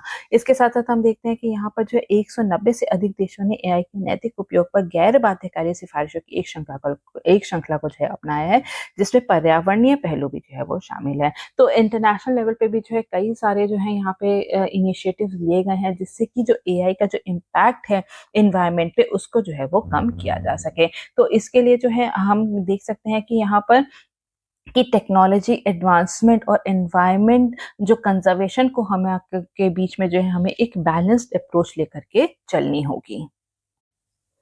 तो एक बैलेंस्ड अप्रोच के लिए ज़रूरी है कि हर कंट्री जो है एनवायरनमेंट को कंसीडर करते हुए जो है एआई रिलेटेड पॉलिसीज़ को जो है अपनाएँ, ठीक है? तो इसके बाद हम लोग So next question is, what is the relevance of Kant's categorical imperative in civil services ethics? Civil सेवा नैतिकता में कांट की निरपेक्ष आदेश की प्रासंगिकता क्या है? तो यहाँ पे सबसे पहले हम एक इंट्रोडक्शन दे देंगे। इमैनुअल कांट जो थे वो एक जर्मन फिलोसोफर थे, और उन्होंने जो है निरपेक्ष आदेश का जो है कर्तव्य दिया था, जो कि उनके डिओन्टोलॉजिकल एथिक्स, जो कि ड्यूटी बेस्ड एथिक्स जो है उसका एक फंडामेंटल कॉन्सेप्ट है। तो अकॉर्डिंग टू हिम जो कैटेगोरिकल इम्पेरेटिव जो है ये एक ऐसा नैतिक कानून है जिसका पालन हर व्यक्ति को जो है वो करना चाहिए। अब उसको जो है उसकी इच्छा चाहे जो भी हो, ठीक है?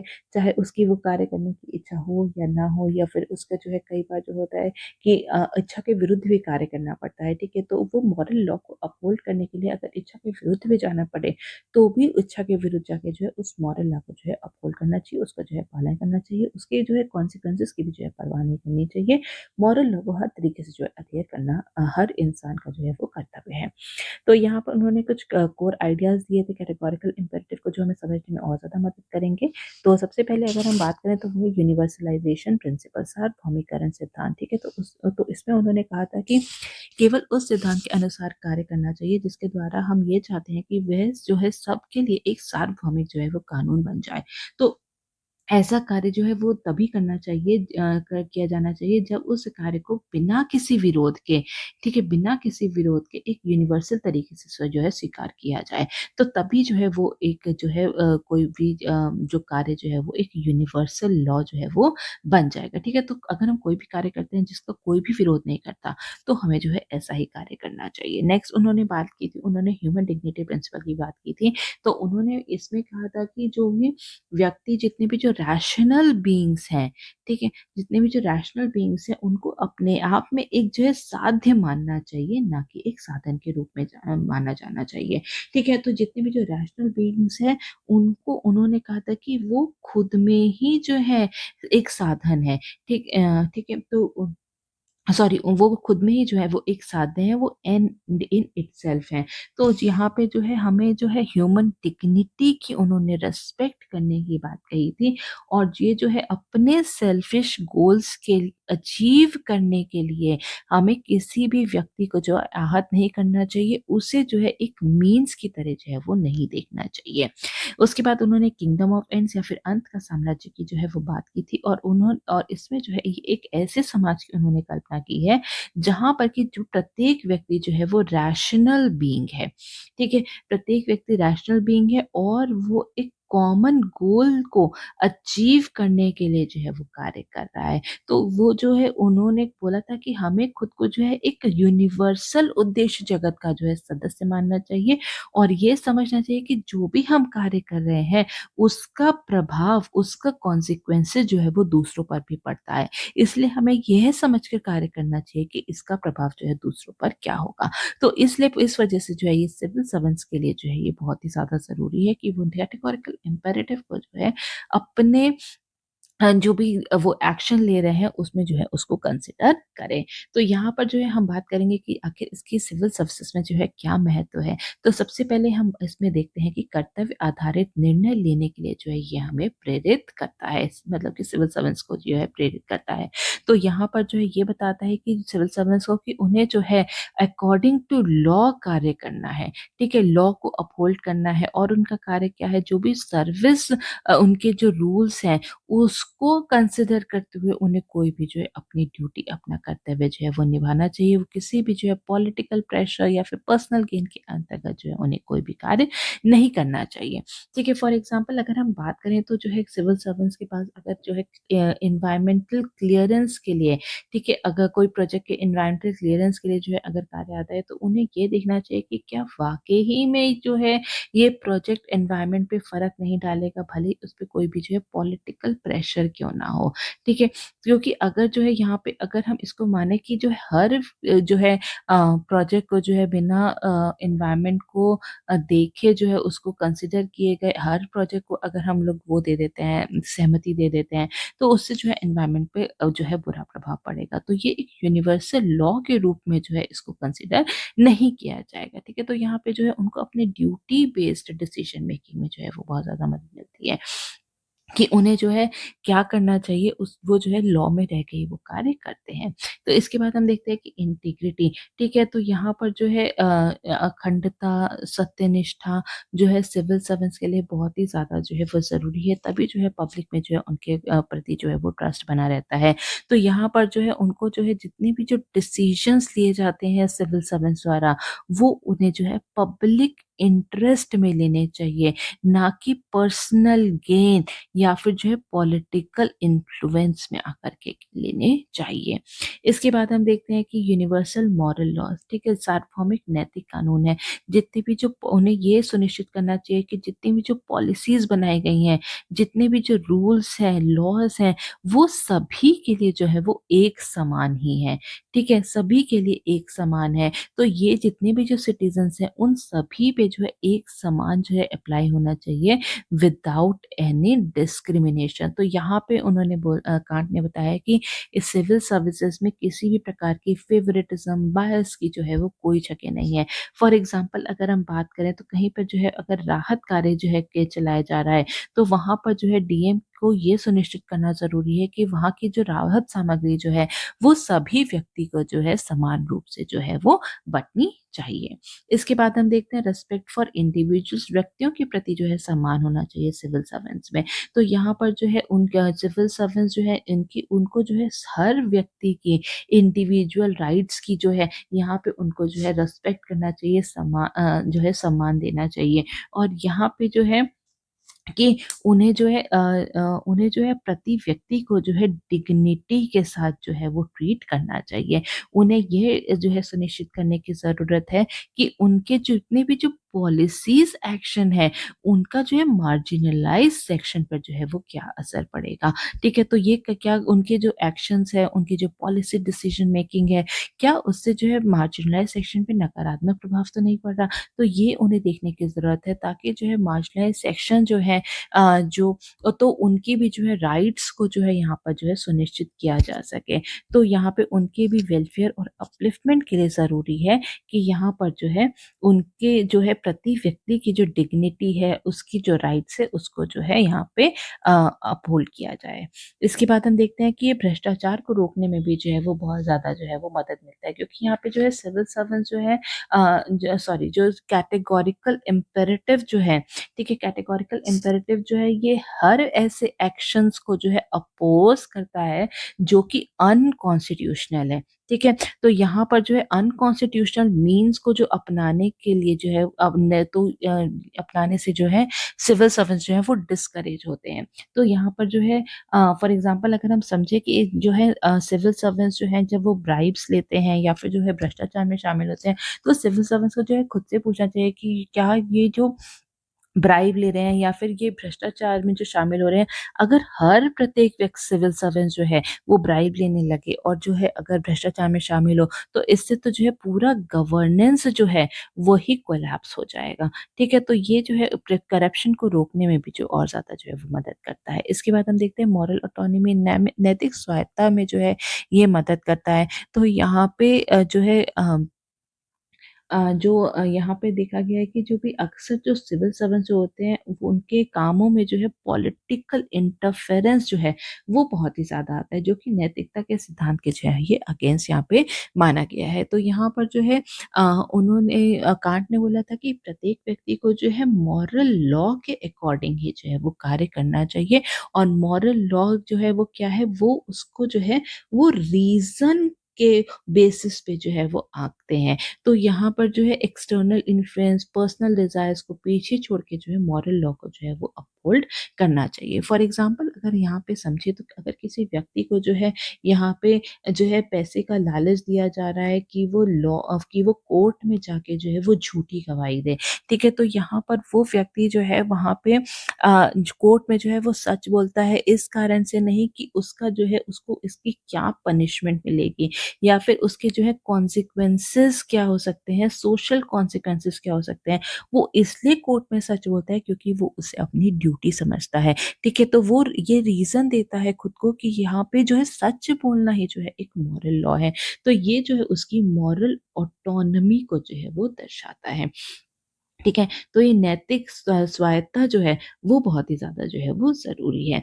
इसके बाद हम देखते हैं साध्य साधन को जो है उचित नहीं ठहरा सकते। तो यहाँ पे उन्होंने बताया कि आउटकम जितना इम्पोर्टेंट है, उतना ही इम्पोर्टेंट जो है उसके मीन्स भी हैं। उतना ही इम्पोर्टेंट है कि प्रोसीजरल, ठीक है, हम किस प्रोसीजर से वहाँ तक जो है पहुँचते हैं। तो प्रोसीजरल जस्टिस भी उतनी ही ज़्यादा इम्पोर्टेंट है। फॉर एग्ज़ाम्पल अगर जो है क्रिमिनल्स को सज़ा तो मिलनी चाहिए, लेकिन उसके लिए जो है एक कोर्स ऑफ एक्शन है कि वहाँ पे कोर्ट जाएँगे और कोर्ट में जाके जो है उनको जो सज़ा मिलेगी, वहाँ पे जो है क्रिमिनल को वो जो है सज़ा दी जाएगी।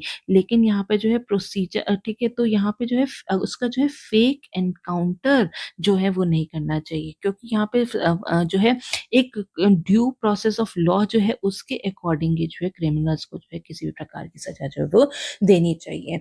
तो इससे जो है हमारे जो रूल ऑफ लॉ जो है वो और ज़्यादा जो है स्ट्रेंथन होते हैं और जो इतने भी जो सिविल सर्वेंट्स होते हैं उन्हें ये सुनिश्चित करना चाहिए कि जो है अ, लॉज़ का जो है वो ठीक तरीके से इम्प्लीमेंटेशन हो, ठीक है? उनको जो है यहाँ पे ये सुनिश्चित कैटेगोरिकल इम्पेरेटिव ये सुनिश्चित करता है कि जितने भी जो सिविल सर्वेंट्स हैं, वो अपनी ड्यूटीज़ को जो है वो पूरी तरीके से निभा रहे हैं, बिना किसी बायसनेस और पर्सनल डिस्क्रिशन के, ठीक है? तो अंत में हम ये कह सकते हैं कि जो कैटेगोरिकल इम्पेरेटिव जो है, जो है ये मॉरल ऑब्जेक्टिविटी है, ड्यूटी बाउंड एक्शंस हैं, यूनिवर्सल एथिकल स्टैंडर्ड्स जो हैं, इनको बढ़ावा देती है, जो कि सिविल सर्वेंट एथिक्स, लॉ और गवर्नेंस के लिए जो है वो बहुत ही ज़्यादा ज़रूरी।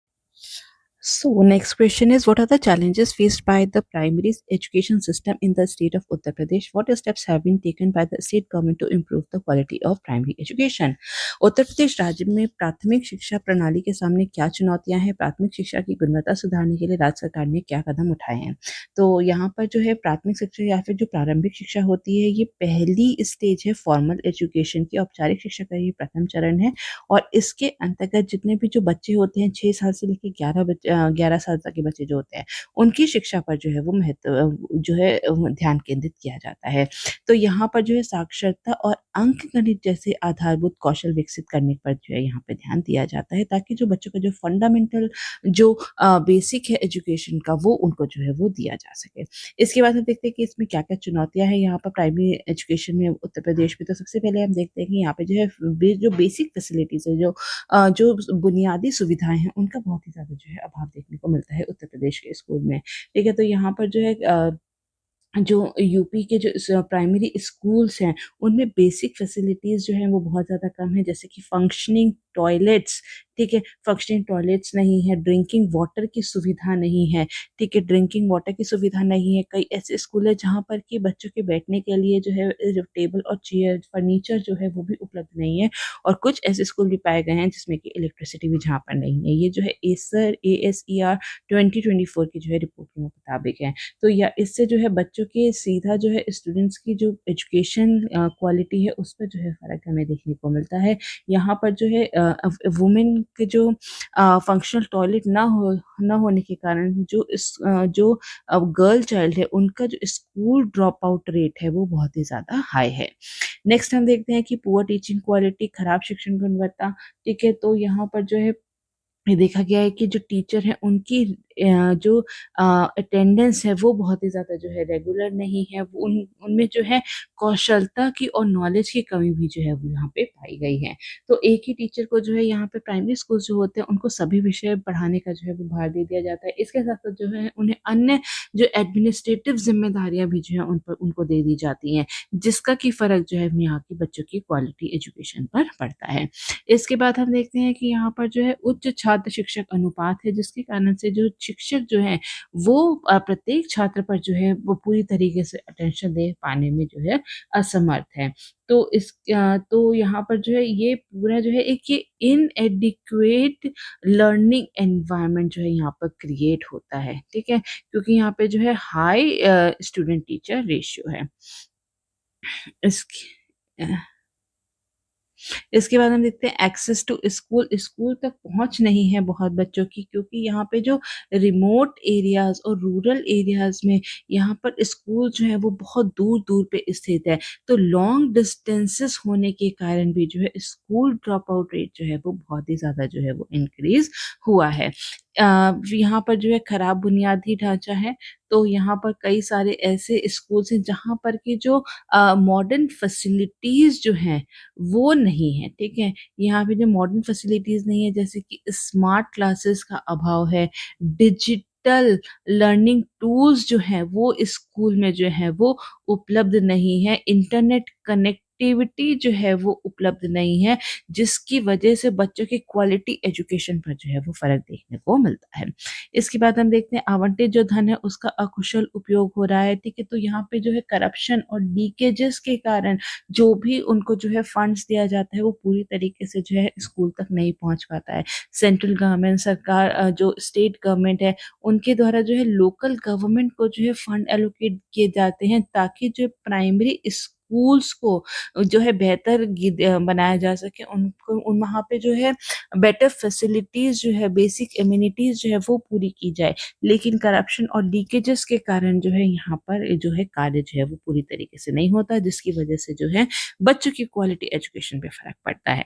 इसके बाद हम देखते हैं रीजनल डिस्पैरिटीज़, क्षेत्रीय असमानताएँ हैं कुछ जो है यहाँ पे उत्तर प्रदेश के, अगर हम कई रीजन को देखें तो कुछ रीजन जो है वो हाईली लिटरेट हैं, ठीक है? लेकिन कुछ रीजन्स ऐसे भी हैं जहाँ पे कि लिटरेसी जो है वो बहुत ज़्यादा कम है, और यहाँ पे जो भी पेरेंट्स के लो लिटरेसी के कारण जो है वो बच्चों की भी जो है लिटरेसी और एजुकेशन को जो है वो बहुत ज़्यादा जो है वो प्रायोरिटाइज़ नहीं करते, जिसके कारण से बच्चों की जो है यहाँ पे पढ़ाई जो है उस पर हमें फ़र्क देखने को मिलता है, ठीक है? इसके साथ-साथ हम यहाँ पर देखते हैं कि उत्तर प्रदेश में मैलन्यूट्रिशन, ठीक है, बच्चों में मैलन्यूट्रिशन की कंडीशन जो है वो बहुत हाई है।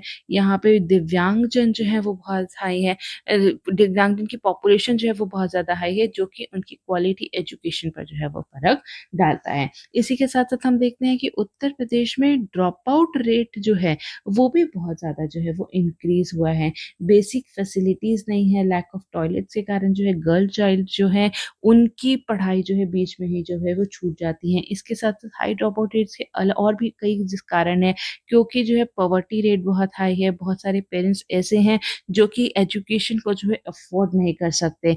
सोशल इश्यूज़ जैसे कि चाइल्ड मैरिज, चाइल्ड लेबर जैसे जो सोशल इश्यूज़ हैं, इनके कारण भी जो है बच्चों की पढ़ाई जो है वो बाधित होती है। तो यहाँ पे इकोनॉमिक कंस्ट्रेंट है, पैरेंटल सपोर्ट नहीं है, जिसके कारण से जो है यहाँ पे हाई ड्रॉप आउट जो है हमें देखने को मिलता है। तो आखिर यहाँ पे स्टेट गवर्नमेंट ने क्या-क्या इनिशिएटिव्स ली हैं, तो सबसे पहले उसमें हम बात करेंगे निपुण भारत का। तो निपुण भारत जो है जो है ये एक नेशनल लेवल इनिशिएटिव है, ठीक है? राष्ट्रीय लेवल का इनिशिएटिव है और यहाँ पे अगर हम इसका फुल फॉर्म देखें, ठीक है? तो national initiative for proficiency in reading with understanding and numeracy, ठीक है? तो अंडरस्टैंडिंग और न्यूमरेसी, तो इसमें जो है सब कुछ जो है यहाँ पे जो है बच्चों की रीडिंग स्किल्स और मैथ प्रोफिशिएंसी पे जो है वो बहुत ज़्यादा जो है वो ध्यान दिया जा रहा है कि बाय द टाइम वो ग्रेड 3 तक पहुँचे, 3rd क्लास तक पहुँचे, उनमें बेसिक रीडिंग और काउंटिंग जैसे जो उनमें एबिलिटी है उसको जो है इंश्योर करना, ठीक है? और इसका लक्ष्य रखा गया था 2026-2027 तक। तो इससे जो है यहाँ पे जो राज्य है उत्तर प्रदेश जो है, इससे 1.6 लाख स्कूल्स में जो है एजुकेशन की क्वालिटी को जो है इम्प्रूव करने का लक्ष्य जो है वो रखा गया है। इसके बाद हम देखते हैं ऑपरेशन कायाकल्प, तो ये जो है ये स्टेट लेवल एक इनिशिएटिव है जिसको कि 2018 में लॉन्च किया गया था। इसका उद्देश्य राज्य के सभी प्राइमरी स्कूल के इंफ्रास्ट्रक्चर जो है उसको बेहतर करना है। जैसे कि जो है यहाँ पे टॉयलेट्स को कंस्ट्रक्ट किया जा रहा है, ड्रिंकिंग वाटर की सुविधा उपलब्ध कराई जा रही है, फर्नीचर मॉडर्न फर्नीचर जो है उसको उपलब्ध कराए जा रहे हैं और स्मार्ट क्लासेस जो हैं क्लासरूम जो है उसको स्थापित किया जा रहा है। तो ये अगर हम बात करें ऑपरेशन कायाकल्प की तो ये इंटर डिपार्टमेंटल, ठीक है? इसमें कई सारे डिपार्टमेंट का सहयोग लेके जो है प्राइमरी स्कूल में जो है बेसिक फैसिलिटीज़ जो है उसको बेहतर किया जा रहा है, वहाँ पर जो है इंफ्रास्ट्रक्चर डेवलप करने की कोशिश की जा रही है। इसमें कई इनिशिएटिव को आपस में जोड़ दिया जा रहा है जिससे कि स्कूल इंफ्रास्ट्रक्चर को जो है वो बेहतर किया जा सके। जैसे कि समग्र शिक्षा अभियान है, ठीक है? समग्र शिक्षा अभियान है, इसके साथ-साथ जो है ग्राम पंचायत, ठीक है? ग्राम पंचायत जो फंड है उसके ज़रिए जो है यहाँ पे जो प्राइमरी स्कूल्स हैं उनको बेहतर बनाया जा रहा है। इसमें मनरेगा, ठीक है? मनरेगा है, जल जीवन मिशन है, इन सभी सभी ये अ, जो योजनाएँ हैं, इनके जो फंड्स हैं, इसको यूज़ करके जो है प्राइमरी स्कूल्स हैं, वहाँ पे बेहतर जो है सुविधाएँ पहुँचाई जा रही हैं। इसके बाद हम देखते हैं यहाँ पे समेकित शिक्षा, ठीक है? समेकित शिक्षा जो है यूपी सरकार द्वारा 2020 में लॉन्च किया गया था जिसका उद्देश्य है जितने भी जो डिसेबल्ड चाइल्ड है, ठीक है? उनको शिक्षित करना जिससे कि जो इंक्लूसिव एजुकेशन है, उस पर जो है यहाँ पर ध्यान केंद्रित किया जा रहा है। तो डिसेबल्ड चिल्ड्रन की शिक्षा तक पहुँच को बढ़ाना और साथ-साथ जो है उनके लर्निंग आउटकम्स जो है उसको एनहांस कर जो है यहाँ पे इक्विटेबल एजुकेशन को बढ़ावा देने का इसमें लक्ष्य रखा गया है। इसके बाद हम देखते हैं स्कूल चलो अभियान, तो यहाँ पे जो है ये यूपी की जो बेसिक एजुकेशन काउंसिल जो है बेसिक एजुकेशन काउंसिल जो है उसके द्वारा जो है यह चलाया जा रहा है ताकि जो 1 से 8 तक की जो कक्षाएँ हैं, उनमें जो है एनरोलमेंट रेशियो जो है उसको बढ़ाया जा सके और ड्रॉप आउट रेट को जो है वो कम किया जा सके। तो स्कूल चलो अभियान जो है ये 2022 से उत्तर प्रदेश के सभी डिस्ट्रिक्ट में, सभी 75 डिस्ट्रिक्ट में, सभी 75 जिलों में जो है ये इसको इम्प्लीमेंट किया गया है। इसके बाद हम देखते हैं अटल रेजिडेंशियल स्कूल, अटल आवासीय जो विद्यालय है, इसमें जो है हाँ, जितने भी जो कंस्ट्रक्शन वर्कर्स जो हैं, उनके बच्चों को जो है फ्री एजुकेशन जो है वो पहुँचाई जा रही है या फिर जितने भी जो इनफॉर्मल सेक्टर में, ठीक है? इनफॉर्मल सेक्टर में जितने भी जो लोग जो एम्प्लॉयड हैं और तो उनको जो उनके बच्चों को जो है यहाँ पर फ्री एजुकेशन जो है वो उपलब्ध कराई जा रही है। इसके बाद हम देखते हैं शारदा स्कूल हर दिन आए, ठीक है? स्कूल हर दिन आए, तो ये जो ये जो स्कीम है ये भी जो है राज्य सरकार द्वारा जो है वो चलाई जा रही है, जिसमें कि 5 साल से 14 साल के बच्चे को जो स्कूल में जो एनरोल नहीं है और जो और लेकिन और ऐसे बच्चे जो कि एनरोल्ड तो हैं लेकिन उनकी एलिमेंट्री एजुकेशन जो है वो पूरी नहीं हुई है।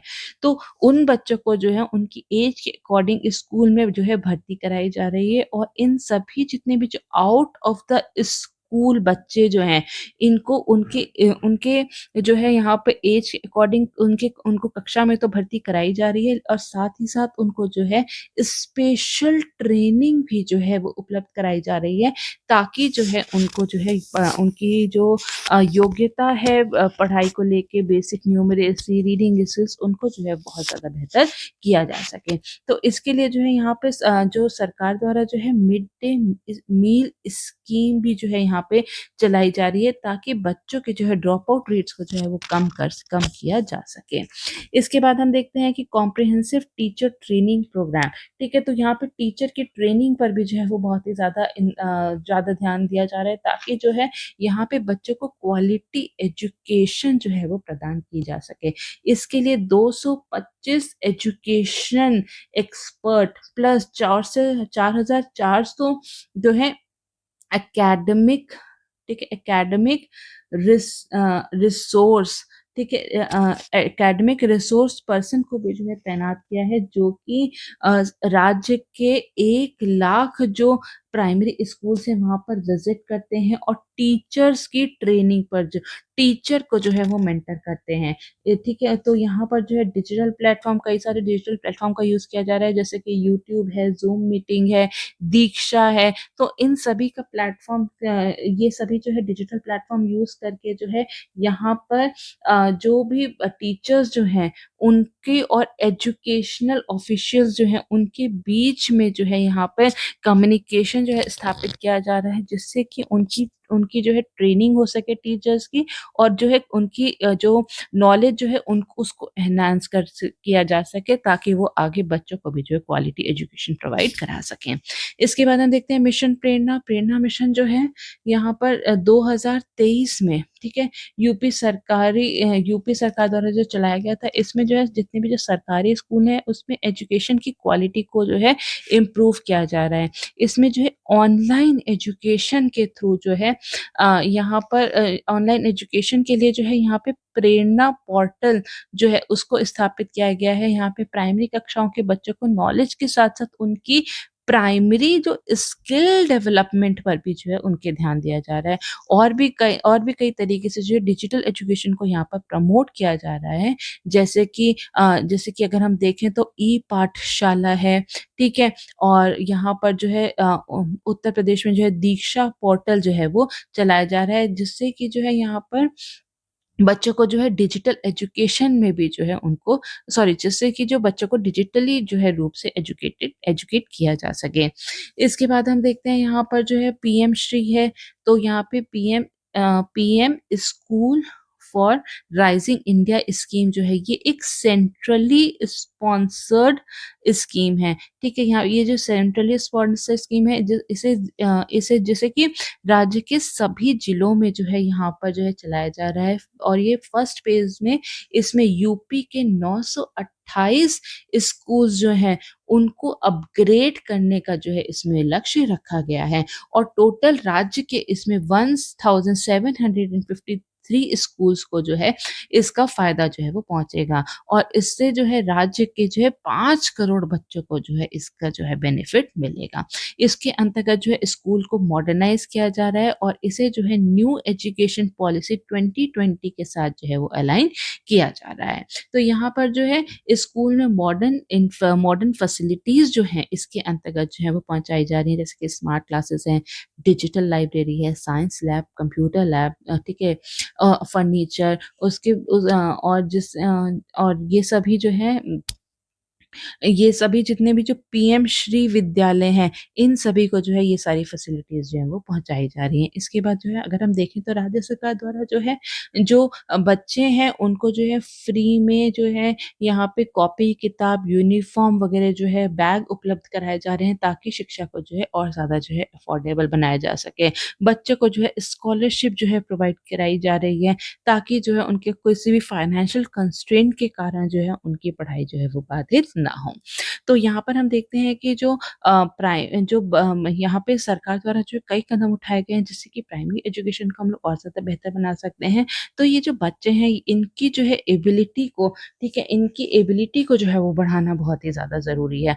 अगर हम कुछ ASER 2024 के फैक्ट्स पर ध्यान दें, ठीक है? तो यहाँ पे उत्तर प्रदेश में जो है यहाँ पे आज भी जो है क्वालिटी एजुकेशन की जो है वो बहुत ही ज़्यादा जो है वो कमी है। तो यहाँ पर जो है अगर हम ये देखें तो जो प्राइमरी लेवल पर अगर हम देखें तो रीडिंग स्किल्स जो हैं उसमें जो है केवल 12.3 बच्चे जो हैं ठीक है 2018 में ऐसा देखा गया था केवल 12.3 ऐसे बच्चे थे ग्रेड 3 के ऐसे बच्चे थे जो कि ग्रेड 2 की किताबें जो है पूरी तरीके से पढ़ सकते थे और इसमें जो है यहाँ पे 2024 में ये परसेंटेज जो है बढ़ के 27.9% हो गई है। मतलब कि अभी भी ठीक है, अभी भी 2 तिहाई से ज़्यादा बच्चे ऐसे हैं जो कि यहाँ पे जो है जिनके पास बेसिक रीडिंग स्किल्स जिनके पास जो है वो नहीं है। यही अगर हम मैथ प्रोफिशिएंसी की बात करें तो यहाँ पर जो है 2018 में जो है जो 11.2% जो है मैथमेटिकली जो प्रोफिशिएंट थे, 2024 में बढ़ के इसकी संख्या जो है 31.6% हो गई है।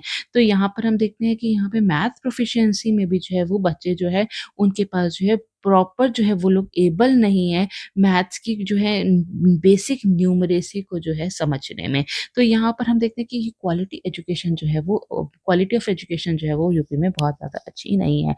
तो इसके लिए जो है सरकार द्वारा कई सारे कदम उठाए गए हैं ताकि जो है यहाँ के बच्चों को जो है क्वालिटी एजुकेशन जो है वो पहुँचाई जा सके। तो यहाँ पे जो है बच्चे जो हैं यही फ्यूचर है तो इनकी शिक्षा को जो है इनकी शिक्षा को जो है और ज़्यादा जो है एक्सपैंड करना होगा। इनकी जो है अ एक्सपर्ट नॉलेज जो है इनको जो है देने की ज़रूरत है। इसको जो है इनकी एजुकेशन का जो स्तर है उसको और ज़्यादा बेहतर बनाने की कोशिश करनी चाहिए। तो इससे इसके अंतर्गत जो है teacher quality, girls education, teaching method को जो है अपग्रेड जो है वो करना होगा और इसी के साथ-साथ जो है यहाँ पर जो है इक्विटेबल एजुकेशन को जो है बढ़ावा देना होगा, इंक्लूसिव एजुकेशन को जो है वो बढ़ावा देना होगा ताकि कोई भी जो बच्चा है वो एजुकेशन से वंचित ना रह सके। इसके बाद हम लोग आज का लास्ट क्वेश्चन देखेंगे जो कि है पेपर नंबर 6 से और क्वेश्चन है what do you mean by agro climatic zoning? Discuss its importance in the context of Uttar Pradesh with suitable examples. कृषि जलवायु क्षेत्रीकरण से आप क्या समझते हैं? उत्तर प्रदेश के संदर्भ में इसके महत्व पर जो है उपयुक्त उदाहरणों से चर्चा कीजिए। तो अगर हम एग्रो क्लाइमेटिक जोनिंग समझें तो ये जो है जब जो है भूमि का वर्गीकरण किया जाता है वहाँ की जलवायु, मृदा का प्रकार, सॉइल फॉर्म, ठीक है? सॉइल टाइप, वर्षा उसकी टोपोग्राफी और फसल पैटर्न के आधार पर, तो उसको जो है हम लोग एग्रो क्लाइमेटिक ज़ोनिंग जो है वो कहते हैं। और उत्तर प्रदेश को जो है 9 एग्रो क्लाइमेटिक ज़ोन्स में जो है वो बाँटा गया है। तो इसका आखिर क्या इम्पोर्टेंस है? तो इसके लिए जो है हम देखते हैं कि सबसे पहले जो है एग्रो क्लाइमेटिक ज़ोनिंग के ज़रिए जो है यहाँ पर बेटर यील्ड जो है फसलों में जो है वो देखी जा सकती है। तो जब क्लाइमेट को ध्यान में रखते हुए, सॉइल टाइप को ध्यान में रखते हुए जब वहाँ पे जो है क्रॉप्स उगाए जाते हैं, तो उससे जो है क्रॉप फेलियर का जो डर होता है, वो खत्म हो जाता है। क्रॉप फेलियर का जो रिस्क है वो कम हो जाता है, जिससे कि वहाँ पर जो है फसल की जो है बेटर यील्ड हमें देखने को मिलती है। राइट क्रॉप, ठीक है? राइट क्रॉप, राइट टाइम पर, राइट क्लाइमेटिक कंडीशन में, राइट सॉइल पे अगर जो उगाया जाता है, तो उससे जो है वहाँ की प्रोडक्टिविटी जो है वो बढ़ जाती है, जिससे कि फार्मर्स की इनकम भी जो है वो बढ़ती है। एग्ज़ाम्पल के तौर पर अगर हम देखें तो बुंदेलखंड रीजन जो है वो सेमी एरिड रीजन है। तो यहाँ पर जो है मिलेट्स को या फिर पल्सेस की जो है जो क्रॉप्स जो हैं तो इनको जो है ज़्यादा बढ़ावा दिया जाता है और तराई रीजन में जो है पैडी कल्टीवेशन को जो है पैडी कल्टीवेशन जो है फार्मर्स के लिए ज़्यादा बेनिफिशियल जो है वो साबित होता है। इसके बाद हम देखते हैं नेक्स्ट जो है एफिशिएंट यूज़ ऑफ रिसोर्सेज़। तो यहाँ पर जो है लोकल कंडीशंस जो होती हैं, लोकल क्लाइमेटिक कंडीशंस या फिर जो लोकल जो टोपोग्राफी है, ठीक है, लोकल कंडीशंस जो है वो स्पेसिफिक क्रॉप्स के लिए जो है वो बहुत ही ज़्यादा जो है महत्वपूर्ण होती है, उसको बहुत ज़्यादा सपोर्ट करती हैं, जिससे कि जो रिसोर्सेज है उसको भी जो है हम लोग ऑप्टिमम तरीके से जो है यूज़ कर सकते हैं। जैसे कि वाटर है, फर्टिलाइज़र है, एनर्जी है, तो इनका भी जो है प्रॉपर यूटिलाइज़ेशन होता है, रिसोर्सेज के जो है वेस्ट नहीं होता, उसको जो है हम कुशलतापूर्वक जो है तरीके से यूज़ कर सकते हैं। जैसे कि फॉर एग्ज़ाम्पल अगर हम समझते हैं तो यहाँ पर जितने भी जो ड्राई रीजन है, ठीक है? वहाँ पर जैसे कि चित्रकूट है फॉर एग्ज़ाम्पल, तो वहाँ पर जो है हम लोग ड्रिप इरिगेशन को जो है और ज़्यादा बढ़ावा हमें देने की ज़रूरत है, ताकि जो है हमारी जो वाटर रिसोर्सेज जो हैं उसको हम लोग जो है ऑप्टिमम यूटिलाइज़ कर सकें।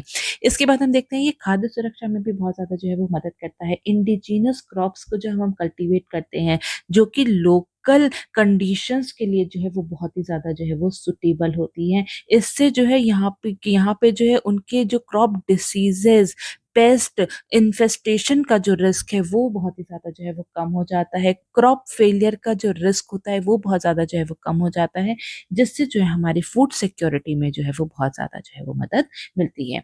फॉर एग्ज़ाम्पल अगर हम बात करें, ठीक है, तो वेस्टर्न यूपी में, ठीक है, वेस्टर्न यूपी में जो है शुगर केन के लिए जो है वो बहुत ही ज़्यादा जो है वो फेवरेबल कंडीशंस जो है वो पाई जाती हैं। तो वेस्टर्न यूपी की अगर हम देखें तो यहाँ पे सब ट्रॉपिकल क्लाइमेट जो है वो पाया जाता है, हॉट समर्स पाए जाते हैं, प्लस जो है यहाँ पे सफिशिएंट अमाउंट ऑफ रेनफॉल भी जो है हमें देखने को मिलता है, जो कि आइडियल कंडीशंस हैं शुगर केन कल्टीवेशन के लिए। तो इस साथ ही साथ जो है यहाँ पे एलुवियल सॉइल जो है वो पाया जाता है, जिससे कि जो है शुगर केन कल्टीवेशन में और भी ज़्यादा जो है वो मदद मिलती है। तो इससे हमें जो है फूड सिक्योरिटी, खाद्य सुरक्षा में बहुत ज़्यादा मदद मिलती है। इसके बाद हम देखते हैं पर्यावरण संरक्षण में भी जो है वो बहुत ज़्यादा मदद मिलती है। तो जब लोकल क्रॉप्स जो होते हैं, वो जो है लोकल कंडीशंस के लिए जो है वो लोकल कंडीशंस में जो है वेल एडेप्टेड होते हैं, जिसके कारण जो है उनको जो है एक फेवरेबल कंडीशन मिलती है वो उन प्लांट्स को, जिससे कि जो है यहाँ पे जो जितने भी जो इनपुट्स हैं उनको जो है यहाँ पे उस इनपुट्स कॉस्ट जो है उसमें हमें कमी देखने को मिलती है, क्योंकि यहाँ पर जो है फर्टिलाइज़र, पेस्टिसाइड इन सब का जो है कम उपयोग होता है। इससे हमारा जो है एनवायरनमेंट जो है उससे भी संरक्षण जो है वो एनवायरमेंटल संरक्षण में भी जो है वो हमें बहुत ज़्यादा मदद मिलती है। इससे जो हमारा जो एग्रीकल्चर से जो एनवायरमेंटल इम्पैक्ट हो रहा है, जब अगर हम ज़्यादा फर्टिलाइज़र्स यूज़ करते हैं, पेस्टिसाइड यूज़ करते हैं, इंसेक्टिसाइड यूज़ करते हैं, तो हमारी इनपुट कॉस्ट भी बढ़ती है और साथ ही साथ जो है वो उसका जो है हमारा एनवायरनमेंट पे भी जो है नकारात्मक प्रभाव देखने को मिलता है। तो यहाँ पर एग्रो क्लाइमेटिक ज़ोन के ज़रिए हम लोग ऐसे क्रॉप्स को जो है वहाँ पे बढ़ावा दे सकते हैं, जो कि लोकल कंडीशन, लोकल सॉइल्स के लिए जो है वो को जो है अडैप्ट कर सकते हैं। ये साइंटिफिक एग्रीकल्चरल प्रैक्टिसेस को जो है वो और ज़्यादा जो है वो बढ़ावा देता है। यहाँ पे जो है ये अनसुटेबल लैंड प्रैक्टिस जो है उससे हमें जो है वो बचाता है। फॉर एग्ज़ाम्पल अगर हम बात करें तो यहाँ पर जो है अगर हम मतलब हम क्लाइमेटिक कंडीशन, सॉइल कंडीशन जो है और या टोपोग्राफी अगर हम समझें, तो हम वहाँ पे जो है एक रीजन में जो है ऐसे क्रॉप्स को जो है बढ़ावा देंगे, जो कि वहाँ के अनुरूप जो है ग्रो कर सके। ठीक है, फॉर एग्जांपल अगर हम समझे तो जो है हम शुगर केन को, ठीक है, ड्राई रीजन में जो है कभी भी जो है वो बढ़ावा नहीं देंगे। ठीक है, पैडी कल्टीवेशन को जो है हम लोग सलाइन सॉइल में जो है कभी भी बढ़ावा नहीं देंगे। तो इससे क्या होगा, इससे हमारे जो है हम लोग एक साइंटिफिक एग्रीकल्चर प्रैक्टिसेस के थ्रू जो है यहाँ पे क्रॉप कल्टीवेशन जो है वो कर रहे हैं, जिससे कि हमारे सॉइल कंजर्वेशन में मदद मिलती है और हम जो है सस्टेनेबल एग्रीकल्चर प्रैक्टिसेस को जो है और ज़्यादा बढ़ावा दे रहे हैं।